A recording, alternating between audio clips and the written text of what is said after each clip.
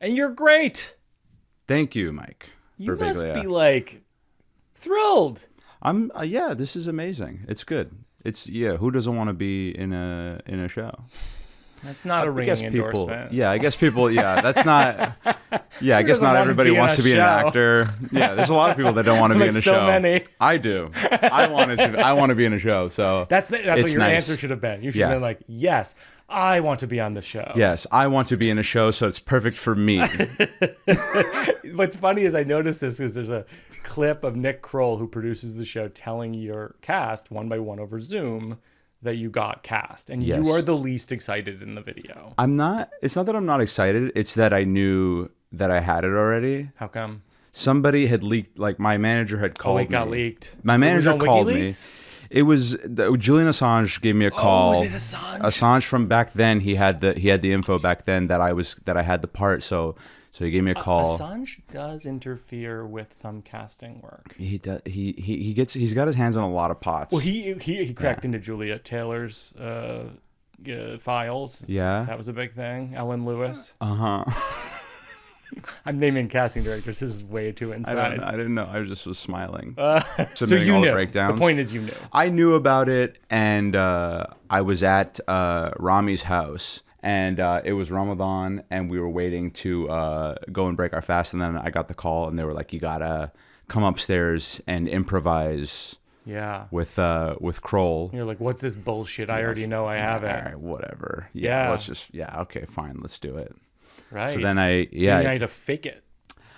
I had to fake like being like shocked by it, which was probably not great for their confidence in me acting in the show, because I was just like, oh, what? Really? That was well done. Yes. I have it? Oh my God. Yeah. Meanwhile, I'm watching the clip going like, he's not that excited about being on the show. Yeah. I think the show's great. I said this to Nick on this podcast a few weeks ago. The first episode, I don't think represents, it's not a bad episode. I don't think it represents how good the show gets. Okay. And I think the reason the show gets so good is partly the writing. The writing's great. And then the chemistry in the cast. Like, I totally believe you're friends. Are you guys friends in real life? Is that what happened? It feels like that. We became friends. Yeah, we got really close. We got flown out to Toronto where we filmed it like 3 weeks early. And then we just kind of hung out for 3 weeks. I had this like hotel room that was like just bigger for some reason. They just gave me this like big room. So then everybody would just like come to my room every single night, and we'd get like room service and just. I know why it was bigger. Why is that? They know who the fucking star is. Well, I had called and laid down the you were like, you know who the fucking star is. I was like, guys, do you understand that I've been on Joe Pickett on Paramount Plus for 3 episodes? I did a 3-episode turn on Joe Pickett. I don't know that show. Nobody knows that show. Do you know that I played Calvin on Joe Pickett and I got shot in the head after 3 episodes? No, but give me a bigger room. You once said that a married comedian is more impressive than a comedian who sells out Madison Square Garden. Are you more likely to get married or sell out Madison Square Garden? Oh, God. I hope get married. Yeah? I hope get married. Do you think, does it seem promising? I think so. You're dating someone? I'm not dating anybody right now. I mean, there's not, there's some steps in front of that, but that is what I would like to do. You want to be married? I would like to be married. Yeah. What? I've never heard that take from a comedian.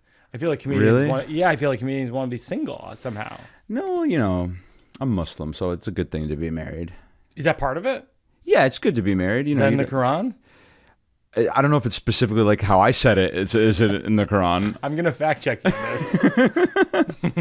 Yeah, I don't think in the Quran. After every episode, all the producers read the Quran on a Zoom. I gotta see if any of what he said is in there. Is this? No, the thing about marriage? I don't. Yeah, I'm not seeing in the Quran it just says, "Yeah, I think it's good to be married." I'd like to get married. How old were you when you got married? 30. 30? Yeah. Okay, I'm 29. So yeah. You are one. First of all, you're one of the only Canadians we've had on. We had Malcolm Gladwell. We had Michael J. Fox. You're definitely one of the younger guests we've had. And so my question is, because we have a lot of creatives who listen on the show, is like, what's your advice for people coming up in comedy in their 20s? What is what is a path to success like at this moment? Because to me, from where I am, I feel like it's elusive. Like I look at people starting right now, and I would go like, man, I don't know what I would do. It seems like there's so many comics. I would be like, don't like try to be so like career oriented right away, because I feel like that's like something that like when I started, it was still like, I feel like comedy changed a lot by the time that I started. Like it was 2014 when I started, and honestly, like right after that is when people started to like really like hone in on like posting a lot, and then like cancel culture, and then there were all these like different things opening up. But like I started like right before that, so like me and my friends were kind of just like doing stand up and going on the road, and we never like posted. We didn't really think about getting ahead. We kind of just like fucked around for like 5 years. That's really interesting. And I think that's like really like valuable to be able to just like fully not think about your future and just do stand up. Yeah. Yeah, I think I always recommend to people who are starting out like just building a community of like people who want to do the same thing. Because so much of it's just like, first of all, if it's not fun, then what's the point? Yeah. It gets to a point where you're like just doing it, and then you're on the road and you're kind of just by yourself. Right. For the most part. I mean, like it's nice to like you see your friends out doing spots and stuff like that, but like it's really like that beginning part where you're like with your friends and like you're at the show that like you start at, and it's like that you kind of don't get that back. And then like later on, like you kind of have to start thinking about that and like being like, okay, all right, I gotta like figure out what my life is. But like that time is kind of crucial. And so like if you can like hold on to that. And now I saw a guy do his first set ever, and he clipped it up and he posted every single second of it. Yeah, his first set ever. So it's like that's kind of like where people are at now. So it's like as long as you can hold off on that and just develop. I saw you in an interview say that everything you learned when you were starting out was from Pete Holmes' podcast. Quite a bit of it. I want you to look in the camera and tell Pete Holmes that you were being sarcastic when you said that. You want me to? You have to tell him that you were joking. Pete, come on, man. Pete. Yeah, of course he's not serious. Pete, be for real. Be real. Why would anyone learn anything from your podcast? Yeah. It's kind of like we've all heard it, and it's so. It's a bunch of crap, Pete. It's a bunch of horse shit. But you listen to a lot of Pete Holmes? I listen to so much Pete Holmes. I listen to you on Pete Holmes. It was just how I like learned about every comedian. Yeah. And it was like I used to just like work this job when I was out of high school. I would like drive these trucks. Oh yeah. And then I would What kind of trucks? Like 5-ton moving trucks. Like big box trucks? Big box trucks. Wow. I would drive them like between provinces in Canada. And so I'd have these like long hours, and I just like listen to like so really many cool podcasts. Yeah. This is like in your early 20s kind of thing? This was like 19 when I was 19 and 20. Yeah. Wow. Yeah. You ever see what's the wildest thing you saw driving a box truck? Honestly, it was just like you just drive for like 8 hours straight, and you just kind of like go into like a hallucinatory kind of like you're just like the highway just becomes like one just nothing. And you're like, that's what we all want to hear as drivers. I know. Well, yeah, no. The guy in the scary box truck is like, it's all a hallucination. Yeah, man. dude. Yeah, I don't know what's going on out there. Pete Holmes in my ears just being like, it's all nothing, man. We're on Pete going, we're on a a rock floating through space, and we're these meat puppets. And I'm like, we are just meat puppets. That's a great. I mean, one of the things I love about the show is the looseness of the show. And do you feel like you got that from, improv or an acting teacher, or I went to study theater? Yeah, theater and stand-up definitely helped. But I did this class, like it's what I moved to New York to do. I was doing this like Meisner class at the William Esper Academy. Oh, that's cool. Yeah, and that like really helped me just kind of relax and just not worry so much when I was acting. Yeah. I don't know. Meisner is if I'm not mistaken, is the one where you basically you say a phrase to your partner, and then until they believe you, you kind of have to say it over and over again. Yeah, I'm boiling it down a little bit. Yeah, you kind of, the way I describe it is like you're kind of like you pick a word or a phrase and you keep saying it until you start communicating like past whatever the words are. Yeah, almost like the word is almost like the sandbag that you're putting on like the Indiana Jones like to trade for the gold statue. Okay, and then the gold statue is like the communication of like your behavior, right? But you just put this like sandbag of just a word down, right? Yeah, and then And hopefully then do you like repeat it over and over again, or am I misremembering that? there's a version of it where you just repeat over and over again. Should we try it? Yeah, let's go. Mike Birbiglia is working it out. That's what the mug says. Okay, that's what we'll say. Is that going to be the... Yeah. So we'll say it, but it's like, but respond to my behavior and how we're saying it. I mean, you know about this. This is crazy. Okay. Mike Birbiglia is working it out. Mike Birbiglia is working it out. Mike Birbiglia is working it out. Mike Birbiglia is working it out. Mike Birbiglia is working it out. And then when does this end? Well, you got to keep going until we find something special. We're going to find something. Okay. Yeah. See, like right there. See right there where you were like a little bit like, what is this? What the fuck is this? Yeah, that you put that into the Mike Birbiglia is working it out. Mike Birbiglia is working it out. Mike Birbiglia is working it out. Mike Birbiglia is working it out. Mike Birbiglia is working it out. Mike Birbiglia is working it out. Mike Birbiglia is working it out. Mike Birbiglia is working it out. Mike Birbiglia is working it out. Mike Birbiglia is working it out. Mike Birbiglia is working it out.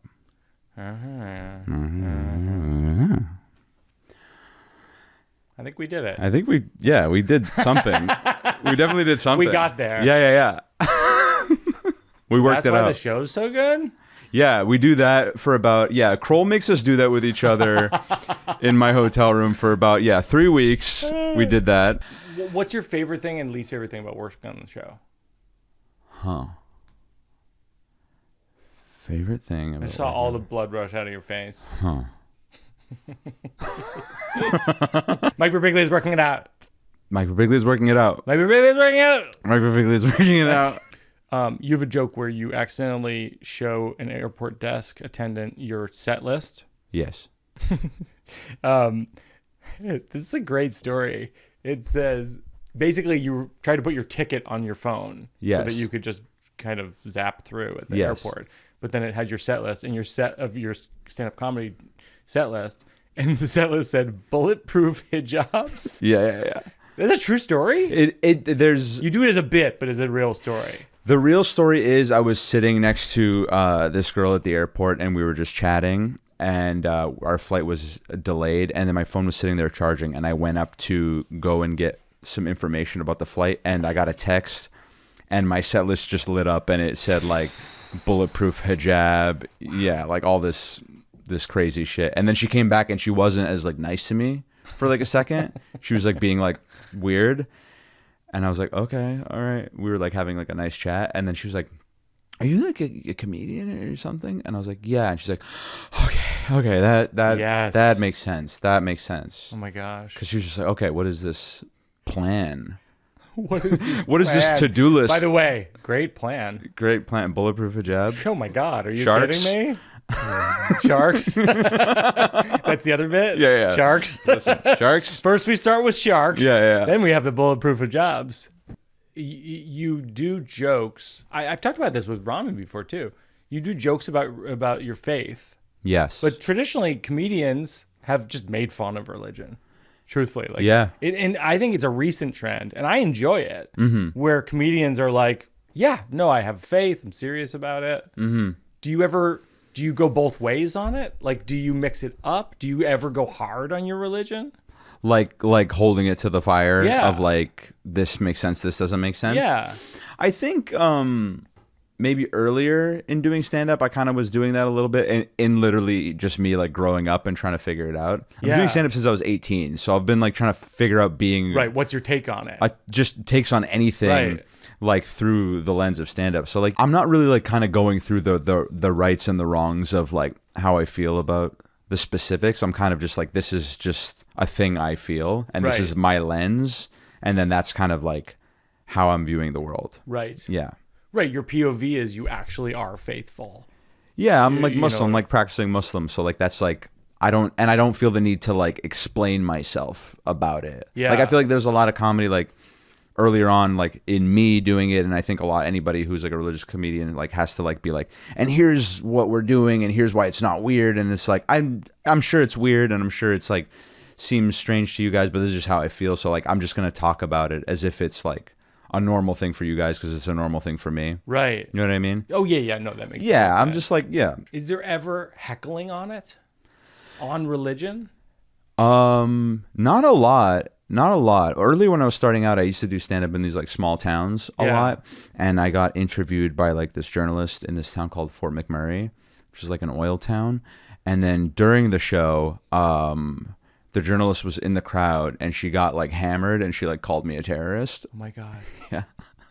Are you serious? Yeah, the journalist. She heckled you and said you're a terrorist? Yeah. And I was like, are you the lady that works for the newspaper? Oh my God. And she's like, yeah. No. And she's like, I'm helping. She must have seen Bulletproof Hijab. This is before the days of Bulletproof Hijab. She must have seen Sharks.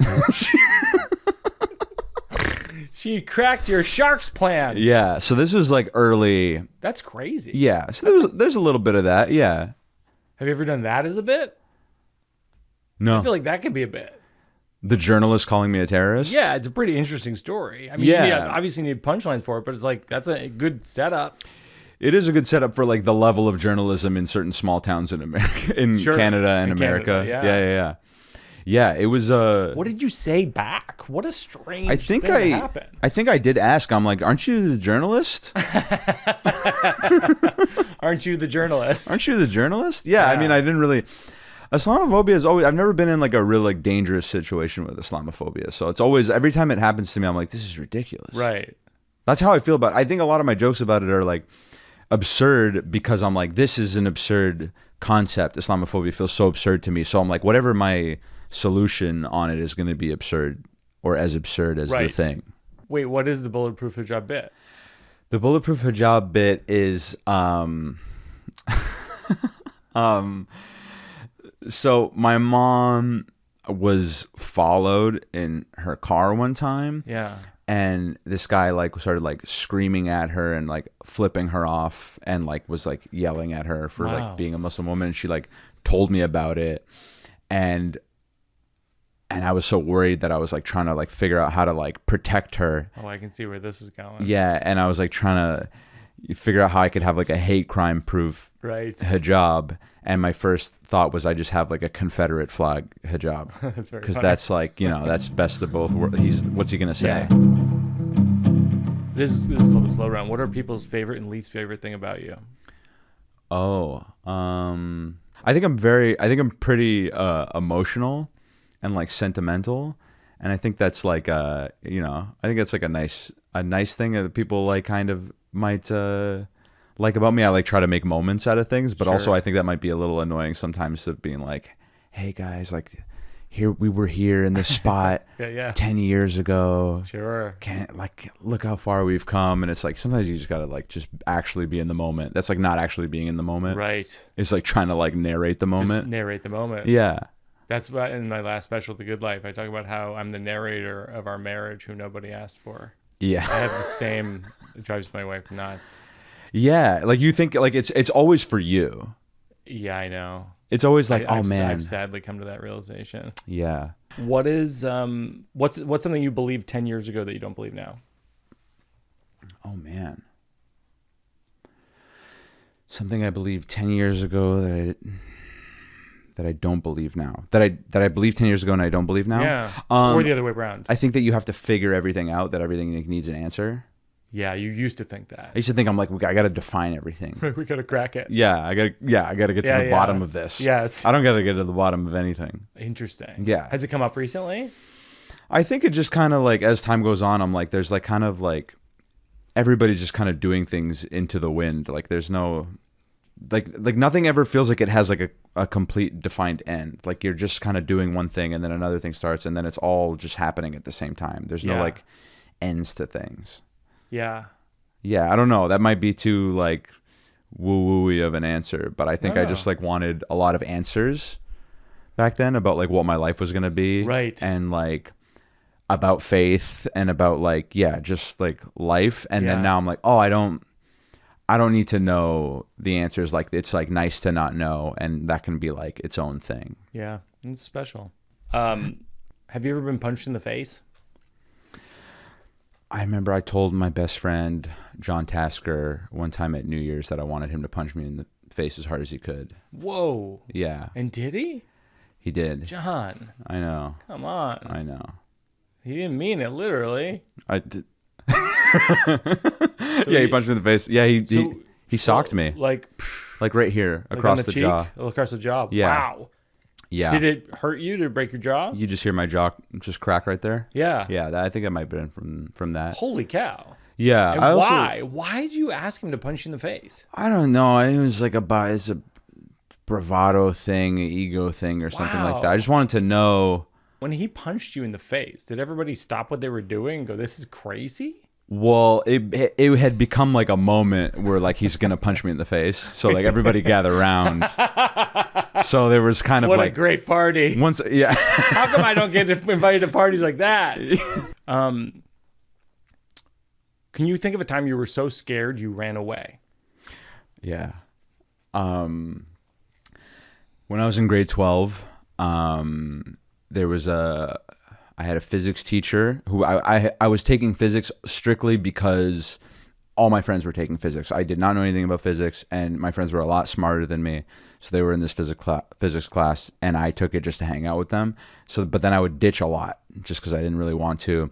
But this teacher was so nice; he kept giving me chances to like make up grades, and like he didn't want me to fail, so he kept like trying to like help me out. And so he kept telling me like, "Hey, you can come like after class and do this test that you missed." And I kept being like, "I'll be there." Mm-hmm. And then and the class would show up, I would just not show up. And then that kept happening.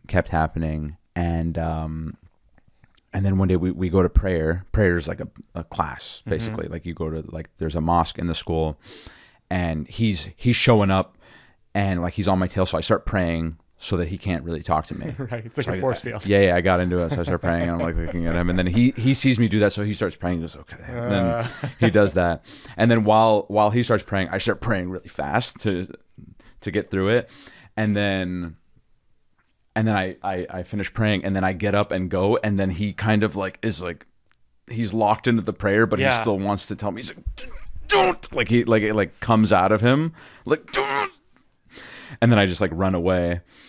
And then later that day, I was like leaving to go home, and I see him down the hall, literally holding the test in his hand, and he's running down the hall towards me, and he's going, "Malik, the test!" And I'm just literally like running away from him. So I like literally like ran from my problems. I love that. Yeah.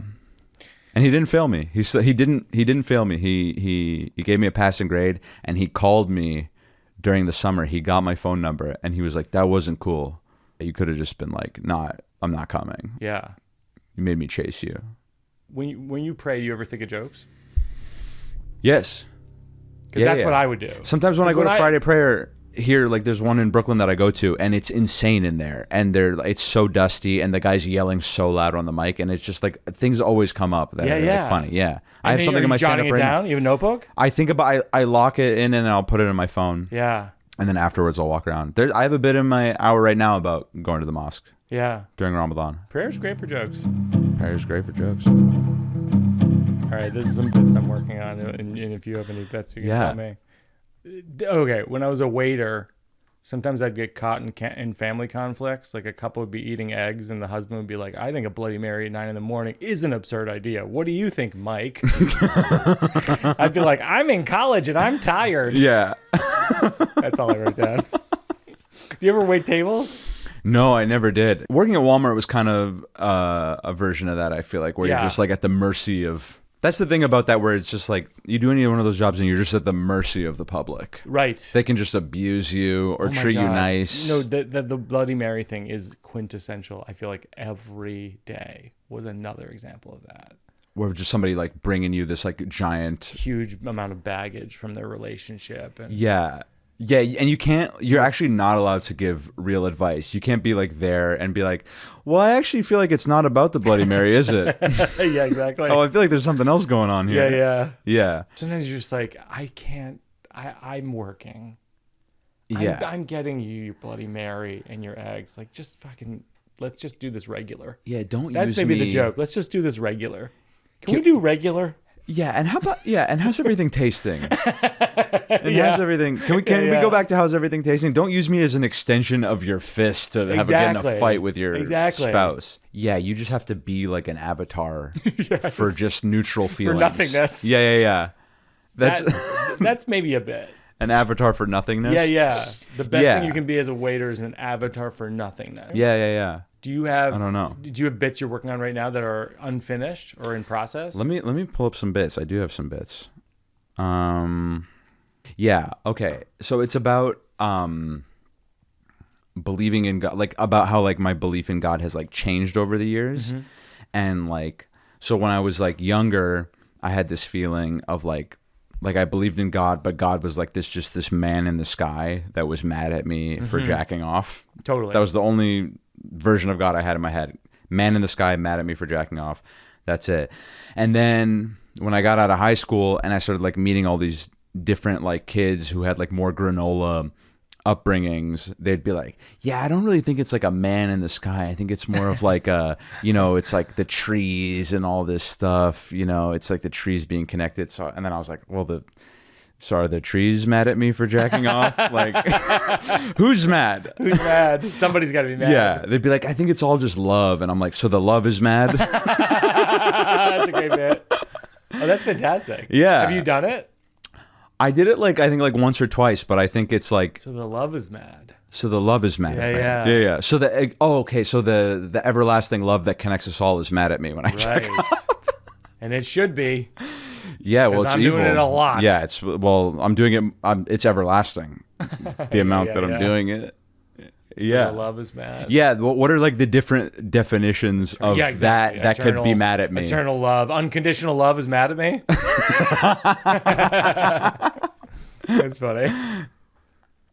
Like I think you just have to go to increasingly positive. Yeah, like you couldn't possibly have that thing be mad. You have to figure out the escalation.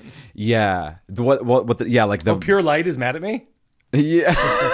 Yeah. The pure connectedness has turned its back on me. Yeah. 1 million babies pacified is mad at me? I don't know. I'm trying to think of like what is more pure than pure? Yeah. I'm trying to think like what is the next, because there's that bit, I'm like, is it just that and then I do that for like infinity tags, or is there another way to realize or it? like you could in the argument of in your head with the granola people, you could be like, no, a man is mad at me. What I mean? Yeah, that makes a lot more sense. It makes a lot more sense than a man would be mad at me, actually. One guy being mad at me makes a lot more sense than all the trees. Yes. Yeah, that's a lot of trees. Yeah. Yeah, it's interesting how I similarly, I've had bits based on my childhood of like, when you're a kid, it's just like you're going to hell. Yeah. Like when I was a kid, like Catholicism in Massachusetts, it's like you're going to hell and this and that. It's just like, oh my God, it's so ominous. And then and then at a certain point, you meet people like people you're describing, and they're like, no, there's no one. It's nothing. It's the trees. And you're like, wait, what? I thought there was a guy who's telling me hell. But then the thing is, even if then you start to believe, or you're like, okay, there's nothing, that feeling is still there. And then that just becomes like your resting state. Right. Of like, I'm going to hell. It's like, how am I going to hell and I don't even believe in God? This sucks. Right. There also might be a joke of being like, wait, is God the trees? Or is God... Yeah, you know what I mean? So he's hiding in the trees. Yeah. Where is he in relation to the trees? Okay, yeah, like is he in the trees? Is he climbing the trees? Yeah, because I literally didn't get that idea when people would talk about that. I'm like, no, he's a guy.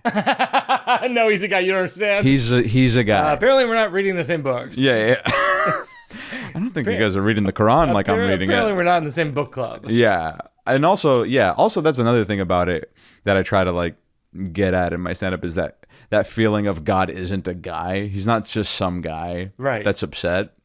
But it's a hard thing to nail down. Even talking about this, I think the couple times that I've done this bit, it's kind of, you're talking about God, it's like this weird thing. You kind of have to nail it down a little bit. But then you also don't want to nail down the whole thing, because that's the whole idea of God. You want there to be some kind of unknownness. But I almost feel like you should do that as crowd work. Yeah? Like, do you believe in God? Yeah. Because how uncomfortable is that? Yeah, that is a good... Like at a fucking comedy show, if the guy's like, do you believe in God? Yeah. You have to say a real answer? That's a good... Yeah, and I'm like, don't try to be funny. I would like, love to see that. That's a good question. But like, yeah, doing that, like following up, like, yeah, I like. Because that's one of my favorite types of crowd work is when someone asks a question like no one's asking. Yeah. Casually. Hey, you guys you believe in God? But I think what you'd want to do is, if to construct it, is just know that you have the bit about trees or the thing that you were saying At the end. at the end. Yes. Because then you go in and they're like, oh, this guy's fucking winging it with is there God crowd work. And then it's like, no, you actually have a full swing. It's a good question. I have another. I like to ask people what conspiracy theories they like. That's nice. That's a good question, and also like it shows you who's in the crowd. And Does it lead it into a bit though?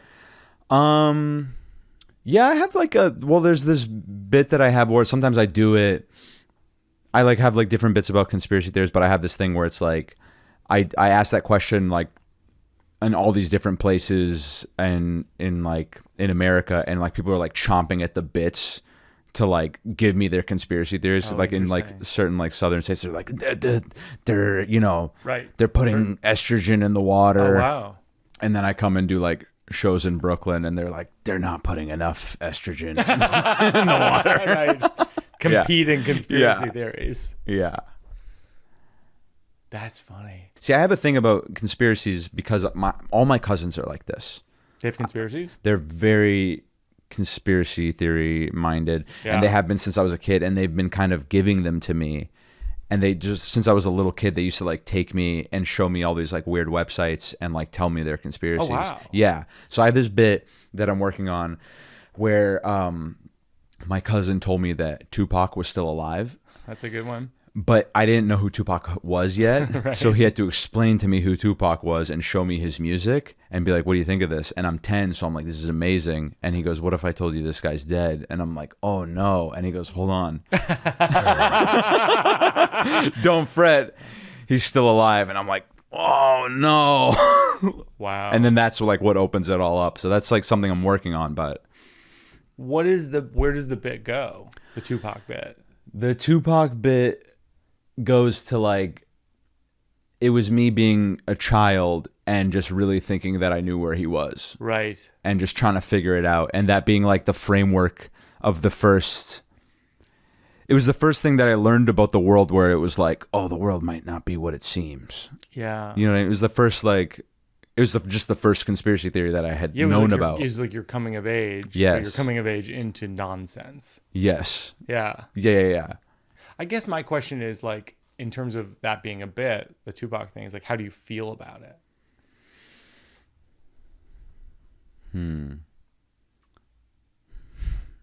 I don't know. Yeah. I guess I don't know. But I like it. Yeah. I mean, it's an interesting story. That is a good question. It's an interesting idea, this idea of being like, listen to this. And you're like, oh, that's great. He's dead. Oh, no. Yeah. He's alive. All of that That's happening great. in 5 seconds. Yeah, exactly. Yeah, me being like, thank God. And they're like, no, but it's the reason is more. bad. And I go, no. Just yeah. like back and forth between that. Yeah, that can be the game of the joke is like, yes. Oh, you could also add, he's in jail. And he's dead. Oh. But he's alive. Ooh. And they go, no, but it's connected to all these other things. I go, oh, no. That's funny. Yeah, I do got to figure out how I feel about it. It's part of like a longer thread of things in my hour, but I do need to nail down kind of how I feel about it. Well, it's possibly like that you could think about like, how do you feel about, honestly, about disinformation and about like the universe we live in right now, which is like swirling disinformation. And because I find it's a vortex, it's a cultural vortex. Yeah. I think it's been since I was a kid, it's been like that. That's kind of when it started. Right, like 2010 or so? No, I mean like since like, there's like... Right, 2005? Yeah. Since 9/11, the world has been in a complete cultural spiral. Right. And there's, nobody knows what's going on, and there's war, and nobody knows, like, there's no end in sight of it being kind of like a normal world again. And that's kind of been like my whole life. Right. So that's kind of like the feeling that I'm like, have been brought up in. Well, that's pretty deep. I mean, to go there seems really interesting. That's kind of like I think that I would like the Tupac thing to be like a jumping off point. Yeah, exactly. Into those great. feelings. Yeah, I love that. Mm-hmm. I mean, that makes me just go, oh, maybe that's the show. You know what I mean? Like, in other words, like expounding out on that. Because it's like, it's interesting to start maybe with the Tupac thing, expound out to like your whole life experience, and then come back to the Tupac thing. And then lights go down, lights come up, and it changes. Yeah, I need to have a lot of light cues. You're going to have to license the song changes. Dun, dun, dun, dun. That's awesome to have my debut special have a Tupac song licensed. Yeah. We can do that. And then you'd have to license it through Suge Knight. That's the hard part. And then you got to talk to Suge, and he's a nightmare to deal with. He's hard. He's hard. I was in the back of an Uber, and the driver was scrolling on his phone, and so the car was swerving, which is the automobile version of scrolling.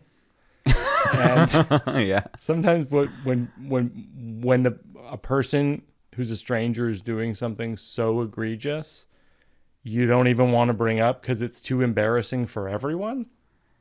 You know that feeling? Yeah. Like, you're like, I'll die. Isn't it crazy that you're about to kill both of us? Yeah, and you're in a position where you can really see what he's looking at too. Yeah. You're seeing what he's choosing over your safety. Yeah, he's doom scrolling the car. That's a great joke. Yeah, he's doom scrolling the car. Oh, that's great. Yeah, and it feels like the joke. We got a tag at least. All right. It feels like it's the same feeling as the waiter thing. Interesting. Where it's the same thing of like, why are you putting me in this position where I have to be the one to tell you you're being an asshole? Of course. You should just know that you're being insane. No, I think that's right. I think it's like, and that is, I think, my POV in a lot of my old like notebook jottings is like these situations where you're just like, why? How are we doing this like this? This is terrible. Why are you making me have to be the sane one? I don't want to be the voice of reason. Right. I'm an idiot. Right. No, I love that. This is something I've been doing on stage lately, kind of about the show being out. Because like it's like a thing right now where it's like, okay, this guy from adults. Right. And then I come on stage, and then some people have seen it, so the people are cheering. So the bid is like, yeah, I'm on I'm on this this show now, so I had to kind of go into my I had to go through my old tweets and just make sure that I didn't say anything crazy, and then I went through all of them, and in 2011 I was tweeting a lot about how much I love The Big Bang Theory. That's really funny. And so I tweeted, The Big Bang Theory equals awesome. That's great. And I was like, I wish I said a slur. That's so funny. I wish I had just said, at least I would have had some edge. Yeah. I was just being like bazinga. I was just that lame. Right. You're gonna be canceled for being earnest. I have to do like a notes app apology about I started it. Yeah. Having like not cool taste as a young man. It's like I started a Facebook group for Canadians for 2.5 Men. I had to delete it. The last thing we do is called Working It Out for a Cause. Is there an organization you like to contribute to? And I will contribute to them, link to them in the show notes, and encourage listeners to contribute as well. Oh man, I give to the Red Cross because they cornered me on the street over there one time. That's how you do it. Yeah, they gave me, and you gotta do that. Yeah, well, can I tell you what happened? Yeah, is I was having a day where I had like maybe like a $8 like matcha latte in my hand, and I was going to hot yoga, and then I had like 20 minutes to spare, and then this nice lady was like, "Hey, do you want to give to the Red Cross?" And I was like, "Yeah, I have to." Right. You're going to hot yoga. You're drinking a latte. Of course, I'm the most blessed person of all time. Right. I have to give to the Red Cross. Right. Yeah. Can you imagine if I'm like, I don't have it. No, I know. Yoga mat and matcha latte. I love that. I had to give to the Red Cross. Well, we're going to contribute to the Red Cross. We're going to link to we're gonna link to the Red Cross in the show notes, and I want to thank you for coming out. Thanks, man. This is like so fun. Yeah, man. So fun talking to you. Love the show. Love your stand up. The voice, the best impression I do is Liza Minnelli. Yeah? I haven't figured out how to put her in my act. Can you do it? Of course. Oh my God. It's so like if I'm talking to Liza Minnelli and I said, Liza, I'm so surprised you came to my comedy podcast today. Well, it was so fun because I was at home. I'll never forget the first thing my mother said to me. She said, Liza, call an ambulance. Oh my God. That's too good. I know all of her stories. I'm my obsessed. God. Yeah. When I was a kid, other kids collected stamps or cards. I collected lyrics. Oh I'm like, my what does God. that even mean? You collected lyrics. Now stop it. Yeah, I'm obsessed with You her. do that. Well, I look just like her. We're swap seats today in case anyone's wondering. This is my better side, and I also got Botox today, so Oh. this side of my face looks kind of busted. So Can you talk about what that entails? Botox is a chemical, and it like relaxes your muscles. For the next 3 months, I don't look as tired. Oh my God. That's it. But I get very little bit done. You know, you don't Should want too I much. get it? Because it's like people tell You're me I look straight, tired all the you time. You're fine. You're straight. But- you don't have but to. Not hold that I have on. to because I'm gay, obviously. But I just there's like a I don't know. But you're also married. Yeah. So you don't have the demands of being out on the town. No. You might be out on the town. I never no was judgment, anyways. But when it hits 6 p.m. and I don't have shows, I'm on Fortnite. I have no. I don't go out. I don't on drink. Fortnite. Are you a Fortnite guy? Every single night, and I build for those wondering. So, but here's one of the things I envy about you.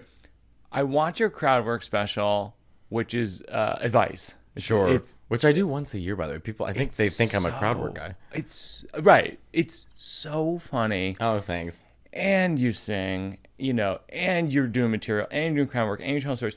And I'm like, you're like a classic entertainer, which is what I feel like. Did you set out to do that? Because I love it. I love that you give an experience to the show. It's not just one thing. Sure. I don't know. I think my journey to comedy was just like, what kind of things have I collected in life as I was trying to run away from my sexuality? Oh, I picked up this. It's, I guess, like seeking an identity. And I just kind of had a lot. But I was always drawing as a kid. For those who don't know, I was a professional artist for... Right. You've been a painter, an opera singer, a comedian, just like Desperate. Just countless so things. desperate. That's how I feel. You're a storyboard artist. Yeah. I did TV commercial. I was storyboarding TV commercials for like Lexus and 7-Up and Wow. DSW, all that stuff. When I was like 22. I was really young. And you moved to New York to do that. Yeah, I moved to New York. I had a drawing job with this company that no longer exists, but my friend was the art director and they needed an artist like full time. So I moved to New York and I moved into a tenement apartment. Wow. Remember those apartments with bathtubs in the kitchens and they're illegal? Oh, yeah. 6-floor walk up. That's where I lived. Yeah, I lived in I think one of those over the years. Bathtub in the kitchen. Yeah. And But people were like, it's not like an architectural digest. Like, I really thought this bathtub in the... Like, it's something Gwyneth Paltrow would say on her journey through her $1 billion home. I was like, no, I wash my dishes and ass in the same place. I live like a Polish immigrant from 1940. This is how I live right now. I loved it, by the way. And I had every Chicago comic coming to visit me, and because I had this tiny little, like, wooden loft space above where I slept. So every... Chicago comic came and slept up there, and I love that. It was so fun. That's very hospitable. That's part of your charm too. You have a very hospitable way about you. Well, now I'm 38. Now I don't want anyone in my home. But when you're 25 and you're a young comic, you're like, come, Totally. Yeah. So you moved in your 20s to New York from Chicago. Yeah. You started in Chicago comedy scene? Yeah. Yeah. 2009. I feel like I see you so much. As a comedy teller. I feel like we're family. Yeah. But then like I'm looking up things and going, I didn't know Medeo's from Indiana. No, Chicago. How dare you? But then you were saying to your podcast duo partner, you're right. You would go to part of Indiana that was on the lake. So Chicago, my friend Chuck had a beach house in Chicago in the Indiana Dunes. So we'd go all the time over the summer and stay there. My friend Nick Smith didn't realize that Lake Michigan had beaches. I saw that. Yeah, he's an idiot. He is so funny to me That guy is so funny to me. People are so mad at him. He didn't know that clouds were made of water. I know, I saw that. Lizzo came after us. She made a whole video about us. Are you serious? Dead serious. We did it. I was talking about when Wizard of Oz came out. Yeah. And he goes, when was that? I was like, well, I'll give you a clue. It's the same year we entered World War II. The 1800s. I said, you think we had planes in the 1800s? He goes, well, when was it? I said, and so when I finally told him it was 1939, he hit a funny response. He goes, you mean to tell me that when the worlds went to war, our response was the Wizard of Oz? Which is very funny. Well, it blew up, and then Lizzo got wind of it. Lizzo, who evidently is not busy, and made a whole Instagram post being like, "This is disgusting," and with the education system. By the way, she's right. Nick's an idiot, right? But Sure. also too, like, all the comments were like, "Lizzo, like, don't you have allegations against you from like your backup dancers?" But then they also called Nick an idiot. So it was funny to watch people defend Nick and call him an idiot at the same time. You have kind of a Da Vinci thing going on in the sense that I write backwards and I play with veins. That's what I wrote down here. And what are you bad at? Because you're good at so many things. What are you bad at? Very bad at school. I'm not a good student. I almost failed high school. Okay. Very, very bad. We can work with that. And yeah, very, very bad at athletics. Like, I'm not. No. 100%. This is just to get fucked. I am not athletic. My greatest fear in life is walking by kids playing sports and I hope the ball doesn't roll over to me. Like, I'm not coordinated that No way. kidding. I cannot dance. Like, I don't know how to dance. I don't understand. Like, I'm like. Play an instrument? No, I sing. Saying that's it. That's Yeah, enough, right. you know, for music. If I played piano, I would be rich. This is when we're sitting at the table. Sometimes I'll always hit you up for advice on who is a good singer. I have a very thorough list for you. So I'm going to go through the list. Christina Aguilera? Yes, of course. Christina's a good singer. Christina Aguilera is. Are you a big Christina fan? No, we had this conversation yesterday. The problem with Christina is like, I think subtlety would go a long way. You know, and I love a melisma. I love but Christina adds words to a word, right? So like for Have Yourself a Merry Little Christmas, she's literally going, hang a shining star at the highest bar, Lord, no. We are losing the meaning of the song, you know? That's exactly right. Yeah, because, and not that everything has to be Judy Garland's version of Have Yourself a Merry Little Christmas, but it's a sad song. Right. Meanwhile, she's, but yeah, a very, very good singer. It's just it's a lot. It's like Wallpaper is good, but not in every room. Beyonce. A very good singer. Beyonce is like a deity. Oh, yeah. I mean, at this Certainly. point, I think honestly, Beyonce's strength isn't just that like she's stunning, she's a good singer, she's a dancer, but she's smart. She really surrounded herself with very smart people, and Yeah. I think that she works with those people because we know a lot of divas where they have all this talent, but they're not listening to people around them, and Yeah. they start making decisions where I think it can kind of like take away from their artistry in some sense. Ariana Grande. A very good singer. Ariana is like our last hope. I feel like Princess... You know what I mean? Like, I feel like Princess Leia, like, help me, Ariana Grande. You're our only hope. Because singing is that when you watch Whitney Houston sing the national anthem, everyone is very soon to forget the standard of singing at that time. Think about it. In 1995, we had Mariah Carey, Whitney Houston, and Celine Dion. Yeah. Name a single singer today who's as good as any of those three. There is none. So that was the standard of singing. And then before them, Aretha Franklin, Patti LaBelle, Right. Donna Summer. I mean, these were like real singers. Before then, Ella Fitzgerald. You have Judy Garland, Barbara Streisand, Sarah Vaughan.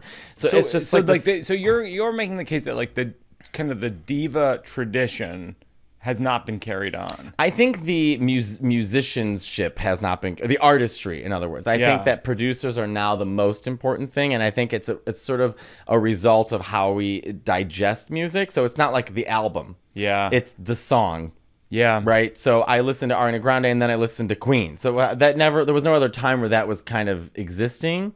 So, but Ariana Grande, great singer. Leah Michelle. It can't read and is, I think, racist. What? Wasn't that the rumor about her? Can't read and she's racist. I will say though, I saw Beanie Fine. Is that substantiated? Oh yeah. I mean, I'll look it up. Oh, she knows. But I will say about her, and I don't know that she can't read or she's racist. That's allegedly, but it's really the comments. I will say I saw Beanie Feinstein. Yeah, Feldstein. She's phenomenal. No, well, at certain things. Okay, I saw her. I love her as an actress. I didn't see her in the musical. I saw her. Barbara Streisand, besides Maria Callas, is one of my. This is Maria Callas, everyone. Oh, is my. Can you show that to this camera? This is Maria Callas. I designed this tattoo. She's my That is favorite beautiful. artist of all time. Oh my god! But Barbara Streisand's voice is, I would say, like her and Whitney Houston are probably the greatest singers of all time in pop music. And I saw Beanie do "Funny Girl," and when she came out, I liked her because I liked her comedic choices. I think she's a fantastic actress. She's got great stage presence. I agree. When you're singing a song called "I'm the Greatest Star," the whole point of "Funny Girl" is that she's an odd duck. And she's trying to make it in show business. And we can't figure out what it is that we're going to do to make her a star. She's not pretty like the other girls. She can't dance like the other girls. She sings. This is your talent. Right. So when she's up there singing "I'm the Greatest Star," no vibrato, no no sustaining, no breath support, no nothing. I walked out. I stood up. I was with Maria Foston. She could tell you. I stood up and I walked out. I thought, under no circumstances. Then I went back and saw the one that can't read. And for not being able to read... You went twice! For not being able to read the script or music, she was phenomenal. So, and the woman next to me would not stop playing with her water bottle, and I was furious. I went with Val at the cellar to go see. Oh my god. Brittany?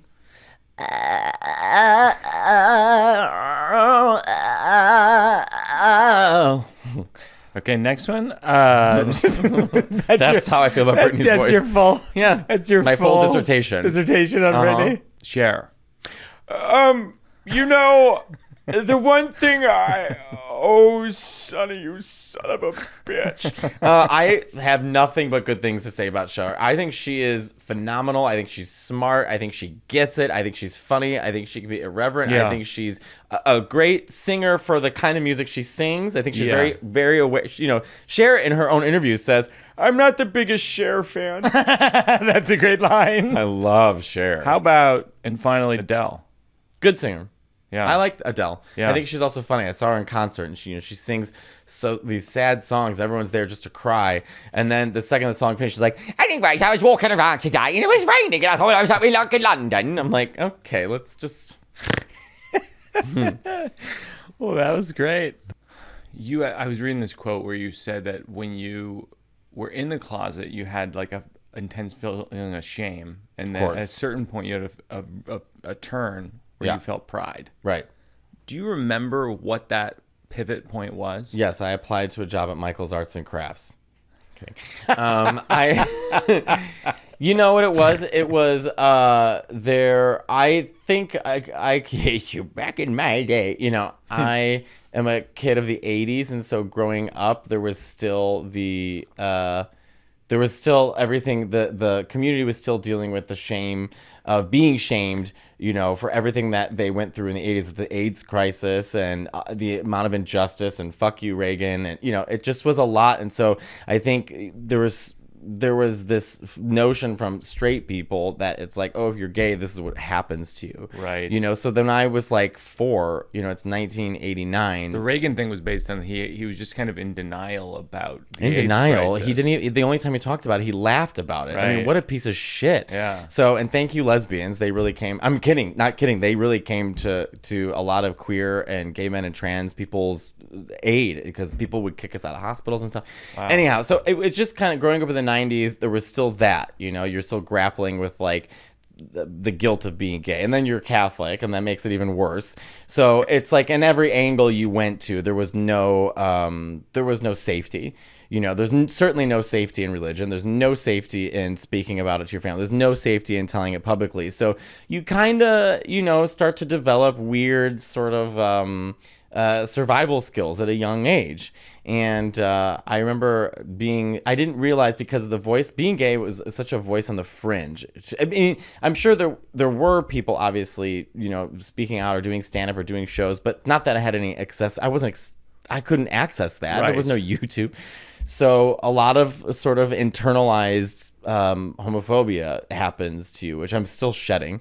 But the first time I ever was able to see being gay in a different light was a podcast way back in the day from 2000. My friend Patrick Powers hosted it, Patrick, Noah, and Rob. And it was gay men in their 20s living in Chicago laughing. Oh, I got called a drive-by faggot today. And were you wearing a short mini skirt? Were you asking for it? I didn't realize that humor could be applied to your pain. Sure. So that was the start of the connection. I thought, oh, here's like these voices on the fringe. Yeah. And, usually when they talk about gay stories, especially then in the media, it has to be attached to trauma. It must be attached to sadness. The queer voice in a lot of spaces could never be seen as something light, funny. And look, a lot of queer people for so many years survived through humor. Sure. You go to see a drag show. Like, you look at someone like Lady Bunny, who's a phenomenon, and she's on stage and she's ripping jokes here and there, and you think, God, people say gay people are so funny. Well, what do you think she went through? Right. What is your survival tactic after a while when all your friends are dead? So, I came out of that era as a young person sort of feeling the grief and the sadness for my community and then dealing with straight people. So my first safe space ever was podcasting. It's so interesting because, like, you do a lot of stuff with, like, Schultz and DeStefano, and I bet, like, when I work, like, if I DeStefano on this podcast, my audience, some of them are like, hey, what, that's not, we're not into what he's doing or whatever. How do you square that? Because your audience sometimes probably pushes back on that. Well, it's a couple things. Number one, I'm not a believer in, I don't think we should only speak into our own echo chambers. I think there can be something quite dangerous in that. I mean, I know people say, oh, you're amplifying voices that are bad, but also sometimes those voices being heard shows how stupid they are. Sure. And now this is not about Andrew or Chris. I'm talking like psychotic, right-wing, whatever. But you have to remember, too, that Andrew and Chris are my graduating class. Sure. We all started together. Yeah. So there is like, you have to, my first open mic I went to in New York was at the Grizzly Pear. There was 7 of us, and one of them was Michelle Wolf and one of them was Tim Dillon. Oh my God. So you have to remember, like, people, like, they couldn't believe, like, why are you and Andrew Schultz, like, hanging out? I'm like, because we were at the open mics together. We were at the bar shows together. Right. We were of the same graduating class. So that's kind of where it comes from. And to Andrew's credit, he changed my life. I mean, I don't remember anyone else giving me a shot. Netflix said no to me a million times. I wanted to name my last special. I wanted to name it. Netflix said no. And everyone said, my manager said it was a bad idea, but I still think it's very funny. But, he gave me a shot. He put me on his podcast. I called him. I remember that. Yeah. I was at my end. I mean, I've been doing stand-up for 16 years. And this is like 4 years ago, I was doing a Thursday night at the Improv in Miami. Canceled, only sold 20 tickets. Oh, wow. You try and sell your Netflix special. No, not right for us. And my counterparts were really succeeding. I was watching like all these really funny comics, Joel Booster and Cola Scola and, James Adomian and all these people I admire and love were figuring it out. And I was like, what am I doing wrong? Yeah. So I called Schultz and I said, what do I do? And he said, he talked to me for 2.5 hours. He was walking through the village. I was in Italy like at Schultz the time. a lot. Yeah. Yeah. And he said, take everything and again, I'm a doer. You tell me something to do, I'll do it. Even if it's right under your nose. Yeah. Then I can see it. Take that hour you're going to sell to Netflix and cut it up and caption it and da-da-da.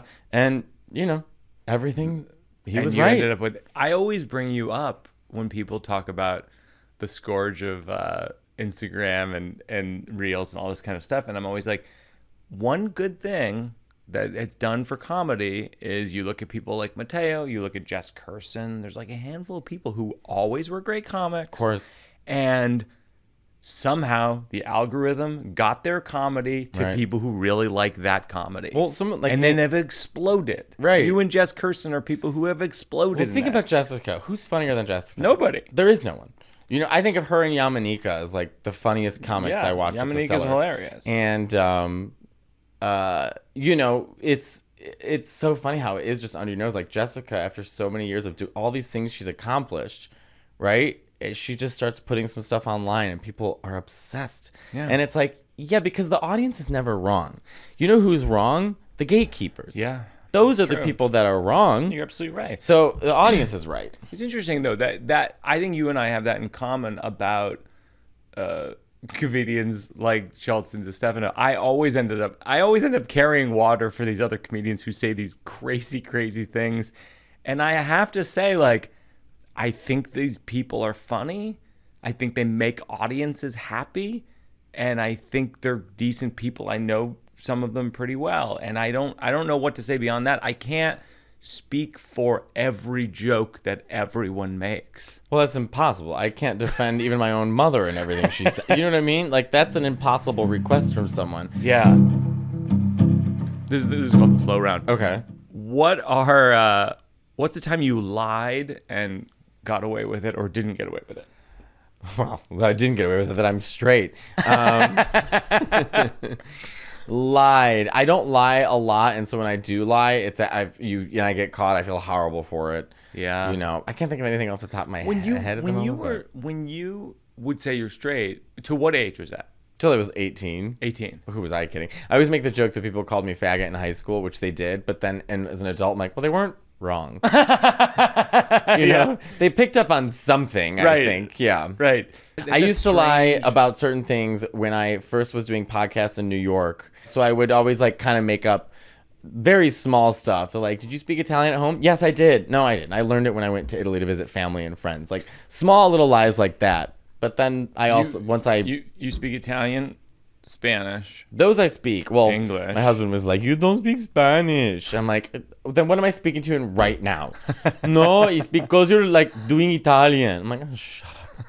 So my question is, what language do you have sex in? Well, I speak Italian, English, Spanish. Spanish is, I would say, it's proficient. To a non-speaker, I'm fluent. To a fluent speaker, I'm good.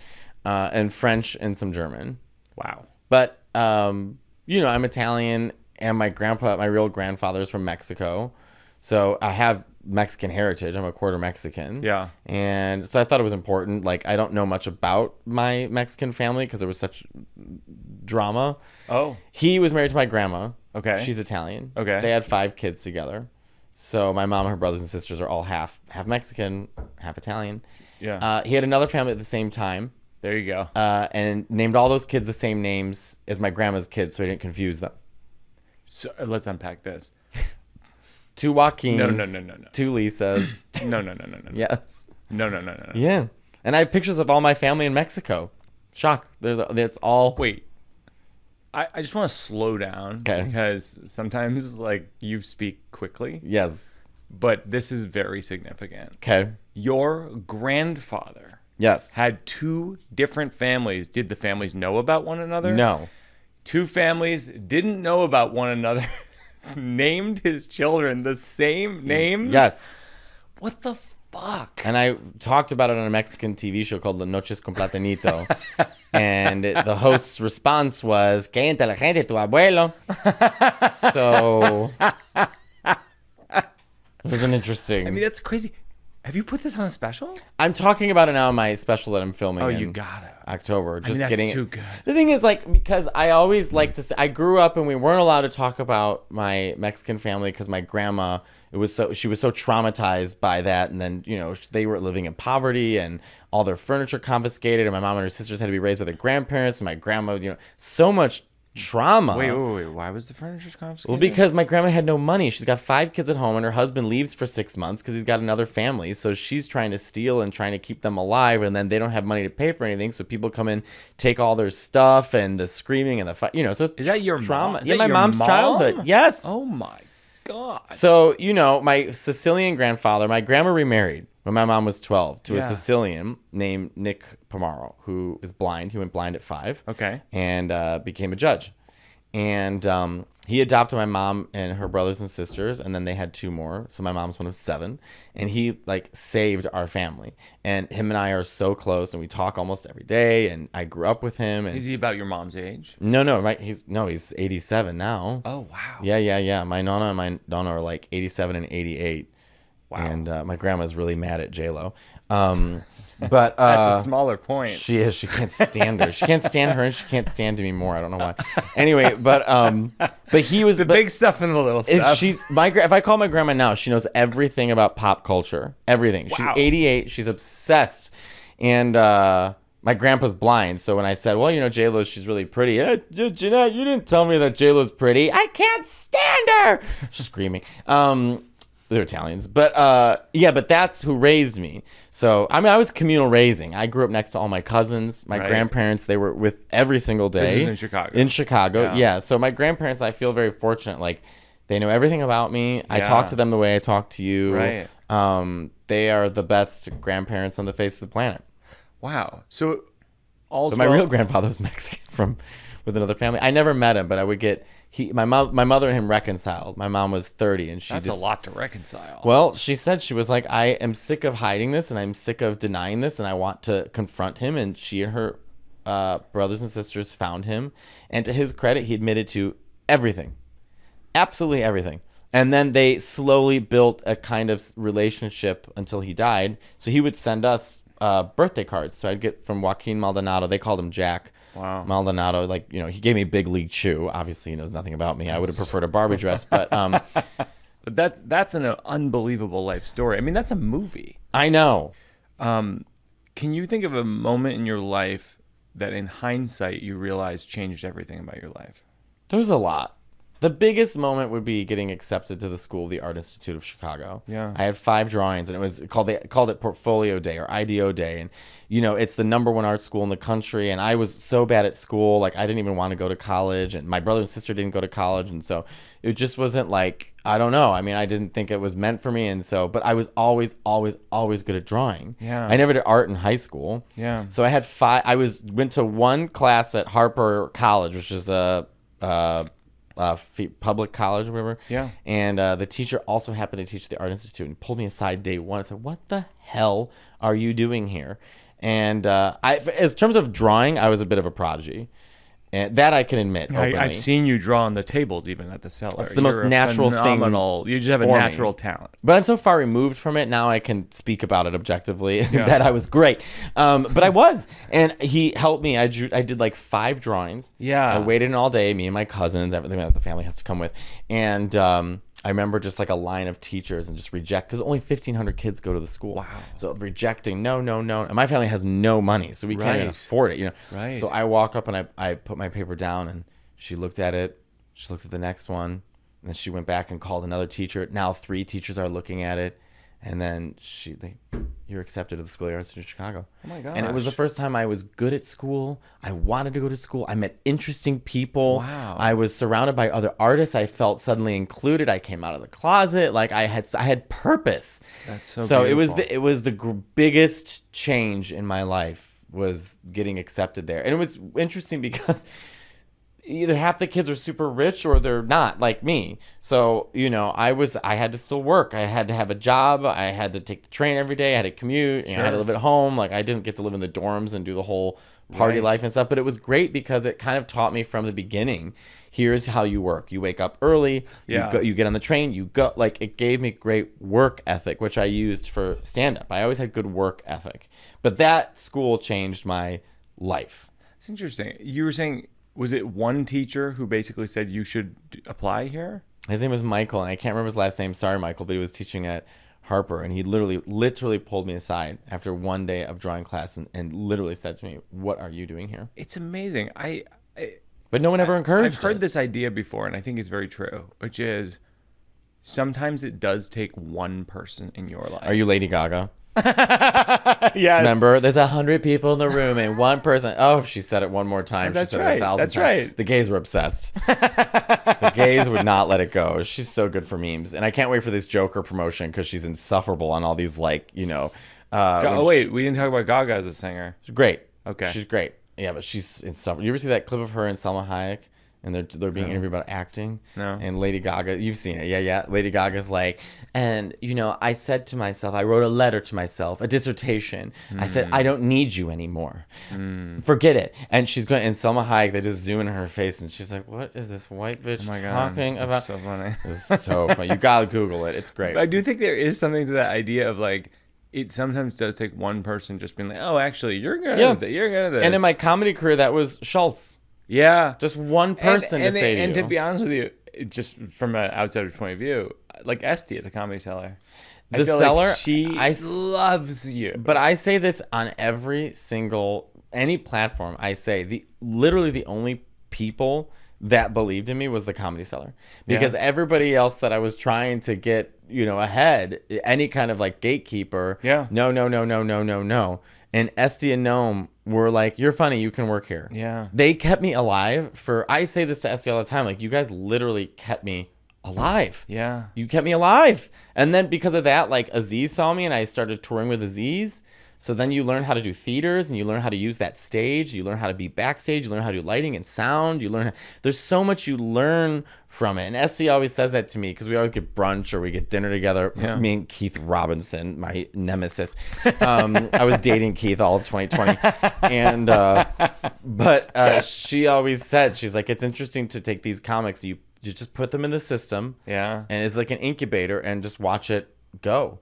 But I always liked watching comics at the Cellar like Michelle Wolf, who every time she went on stage, she was trying something new. And I thought that was so brave and inspiring that I just kind of always kept that. So I'm always trying to do something new on stage at the Cellar. I always plug the Cellar on here because I really think if you're coming to New York City and you love comedy, go to any night at the Comedy Cellar, any show. They book that room better than any comedy room I've ever seen in my life. Yep. What's a song that makes you cry? Maria Callas singing Visitarte.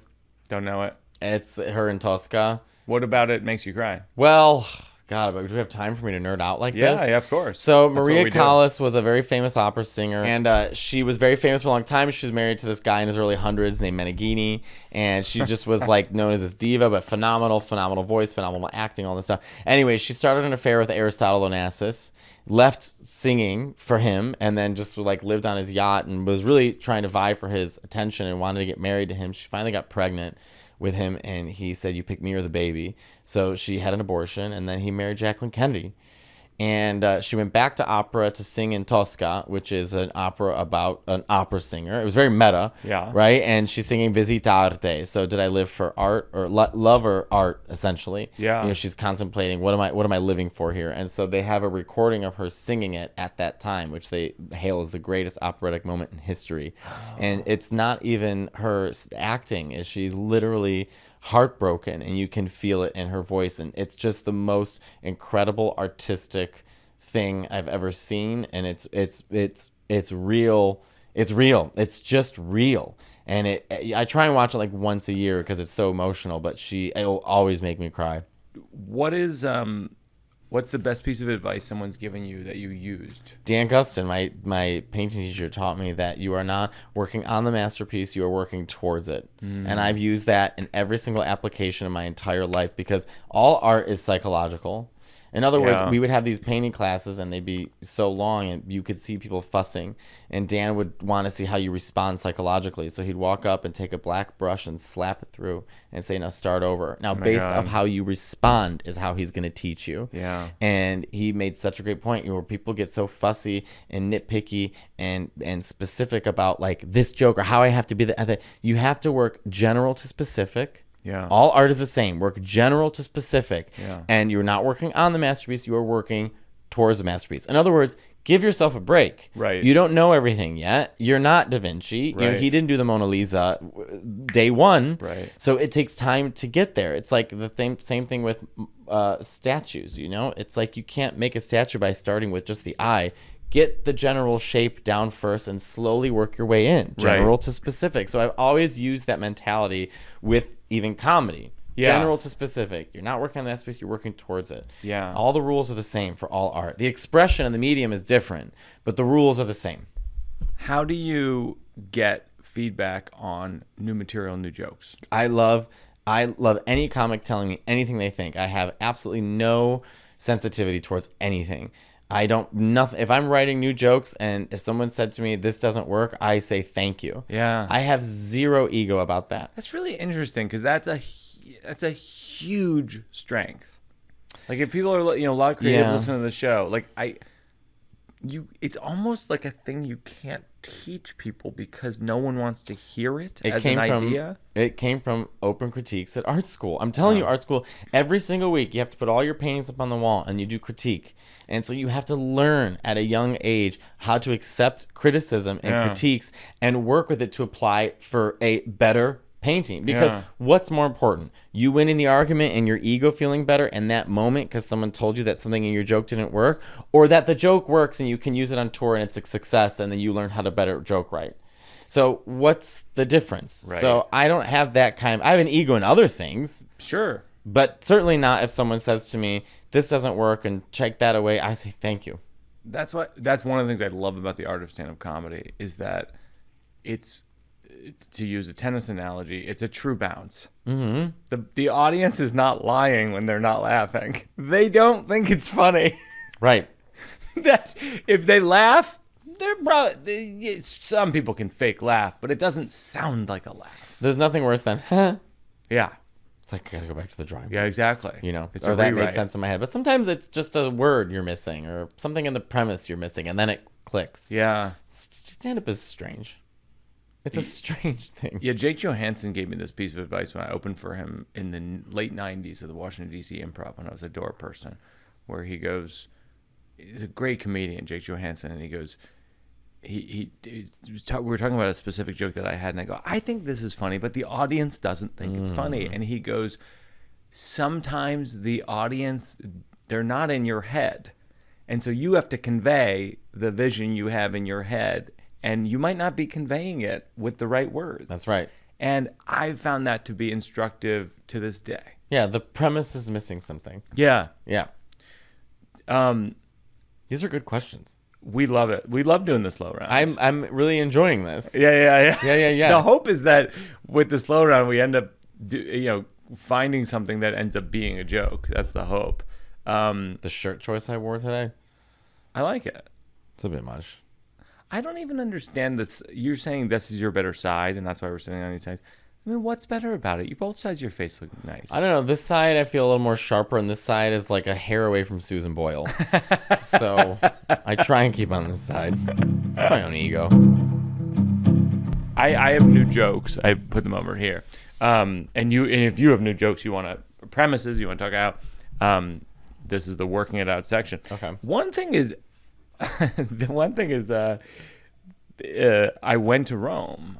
Do you know this? I went to Rome. I met the Pope. Did I tell you this? Yes, you were all those comics that went to meet the Pope. Yeah, so I've been working this out on stage. Why? What was that? So, okay, the Pope Pope Francis decided that he wanted to meet with comedians because he feels like comedians are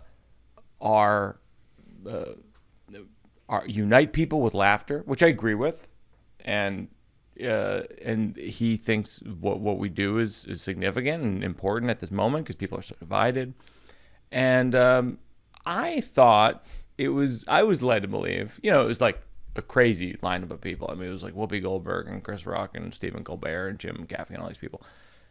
I was led to believe that we were going to talk with him. Right. That is not what happened. Of course not. We were spoken to by him. In Italian or Spanish? In Italian. Yeah. About comedy.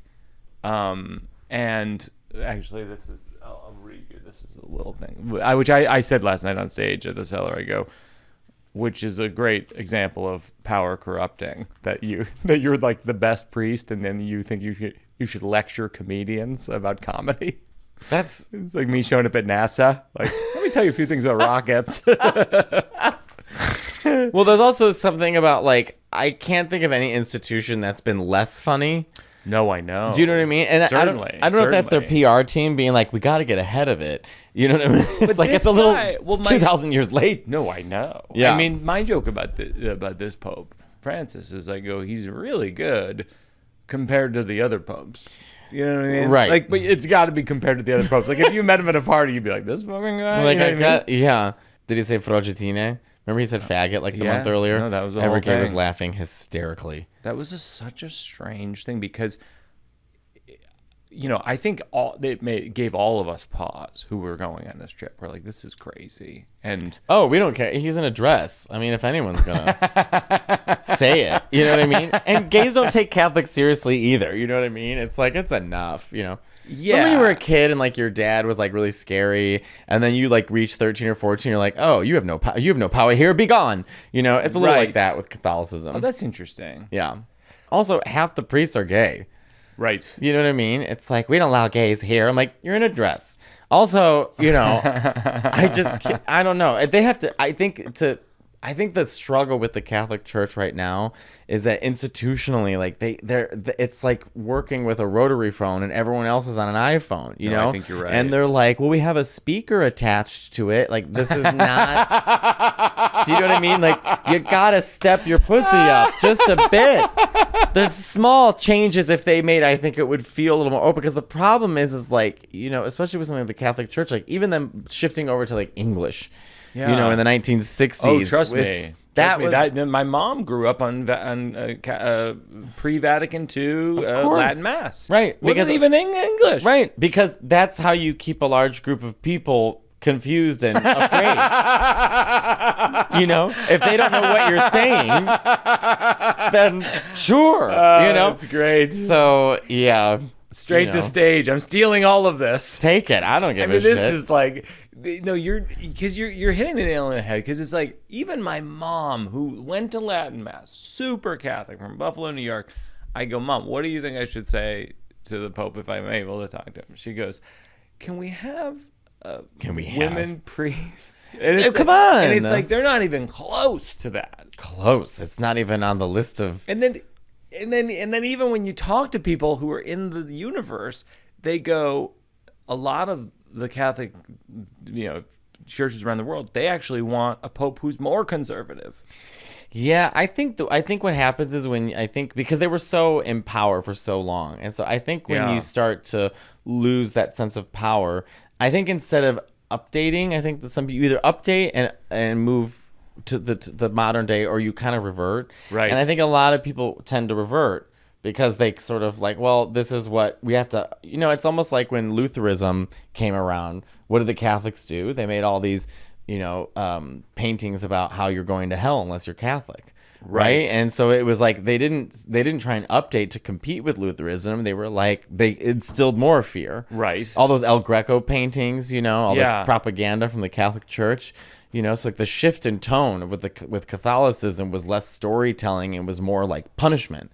And so even then they were like reverting back, you know, using fear. Well, it's funny because, like, yeah, I say, like, compared to other popes, and I bring up, like, Pope Benedict IX, he murdered people. This is 11th century. It's like, he murdered people, he sold the papacy, and then he married his cousin. And I go, so compared to that guy, Pope Francis is great. But Sure. And then I brought up that last night, and then this historian came up to me, this guy Fred, he pointed out to me, he was like, because we were talking about the history of the Pope, and he goes, well, a bunch of them were Nazis.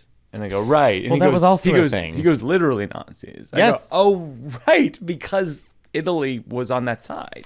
Yeah, I think that, you know, look, I am tiptoeing or I am tiptoeing on what, but I think that's the problem. I think if the Catholic Church wanted to update itself to 2024, the first thing that it has to do is just kind of say what it is. Yeah. You have to just say what's going on, and then we can move from there. That's a great way to think about it. Yeah, and also the hats, the dresses. The hats and the When you're in dresses. Rome, they have like Pope stores, like like cardinal stores with like the gowns and everything. And I'm such a faggot that out of the corner of my eye, when I see it, I think drag rape Pope. Like that's. Do you understand how fine that line is? So So the hats and the dresses are outrageous. I mean, it's kind of fun. It's dress up and they're blowing smoke. It's like a Lady Gaga concert. Why not? But also, we had this wonderful guide at Sistine Chapel and all over Rome. We're gonna talk to you about the painting. Now, no photo. Allora, this painting there. Look at the muscle butt. Michelangelo, he have somebody coming. No photo. Now you look there. We have her here today. And that'd be great. But those are all the guides in Italy. They're holding They're holding something. It's always a sign. And by the way, in such an Italian way, all the guides are skip the line. Skip you have the line, guys. I did it. And it's just like, oh, it's all a fucking hoax. Yes. Like the whole thing is corrupt. Yes. And then all the other people are not skipping the line. They're going in the line. That's right. It feels so, the skip the line thing. People, if they don't know what I'm talking about, this is a real thing in Rome. You buy a ticket to skip the line, waiting for to see the church part. They skip you straight to the museum part, and you literally walk around people. Yeah, it's not even a fake. It's not even. There's nothing legal about it. Like I'm sure that there's a wink and a nod to the cops or something like that because they it's don't care. So they're smoking. Weird, right? Everyone's on their lunch break or smoking or. So I said to the guy at one point.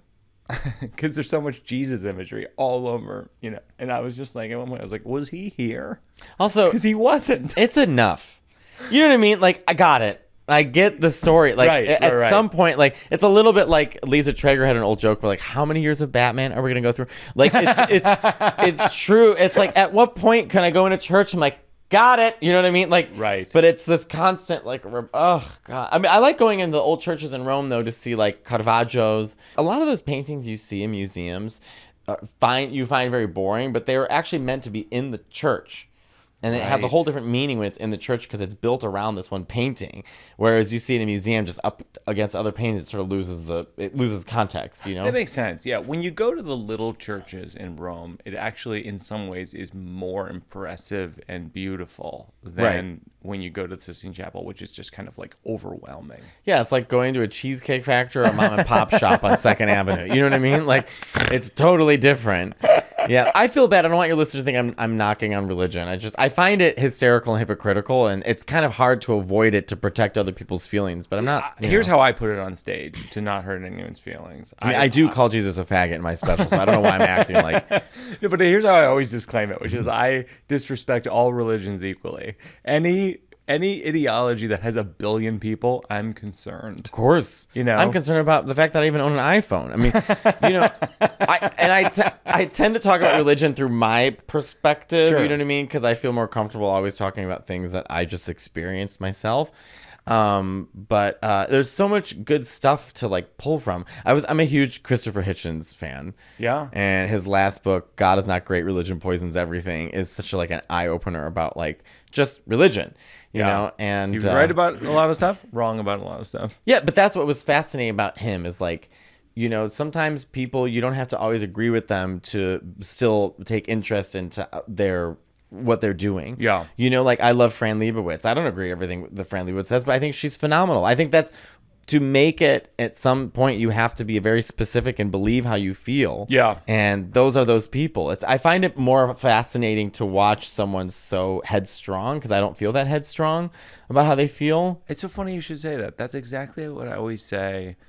We were talking about different comedians who are provocative in different ways. I always feel like what I'm offended by in comedy is when I don't believe the person. Agree. I hate when comics use two different voices. Yeah. They talk one way on stage, they get off stage, they're different. Yeah. I thought, what's that about? I find that to be disturbing. I like,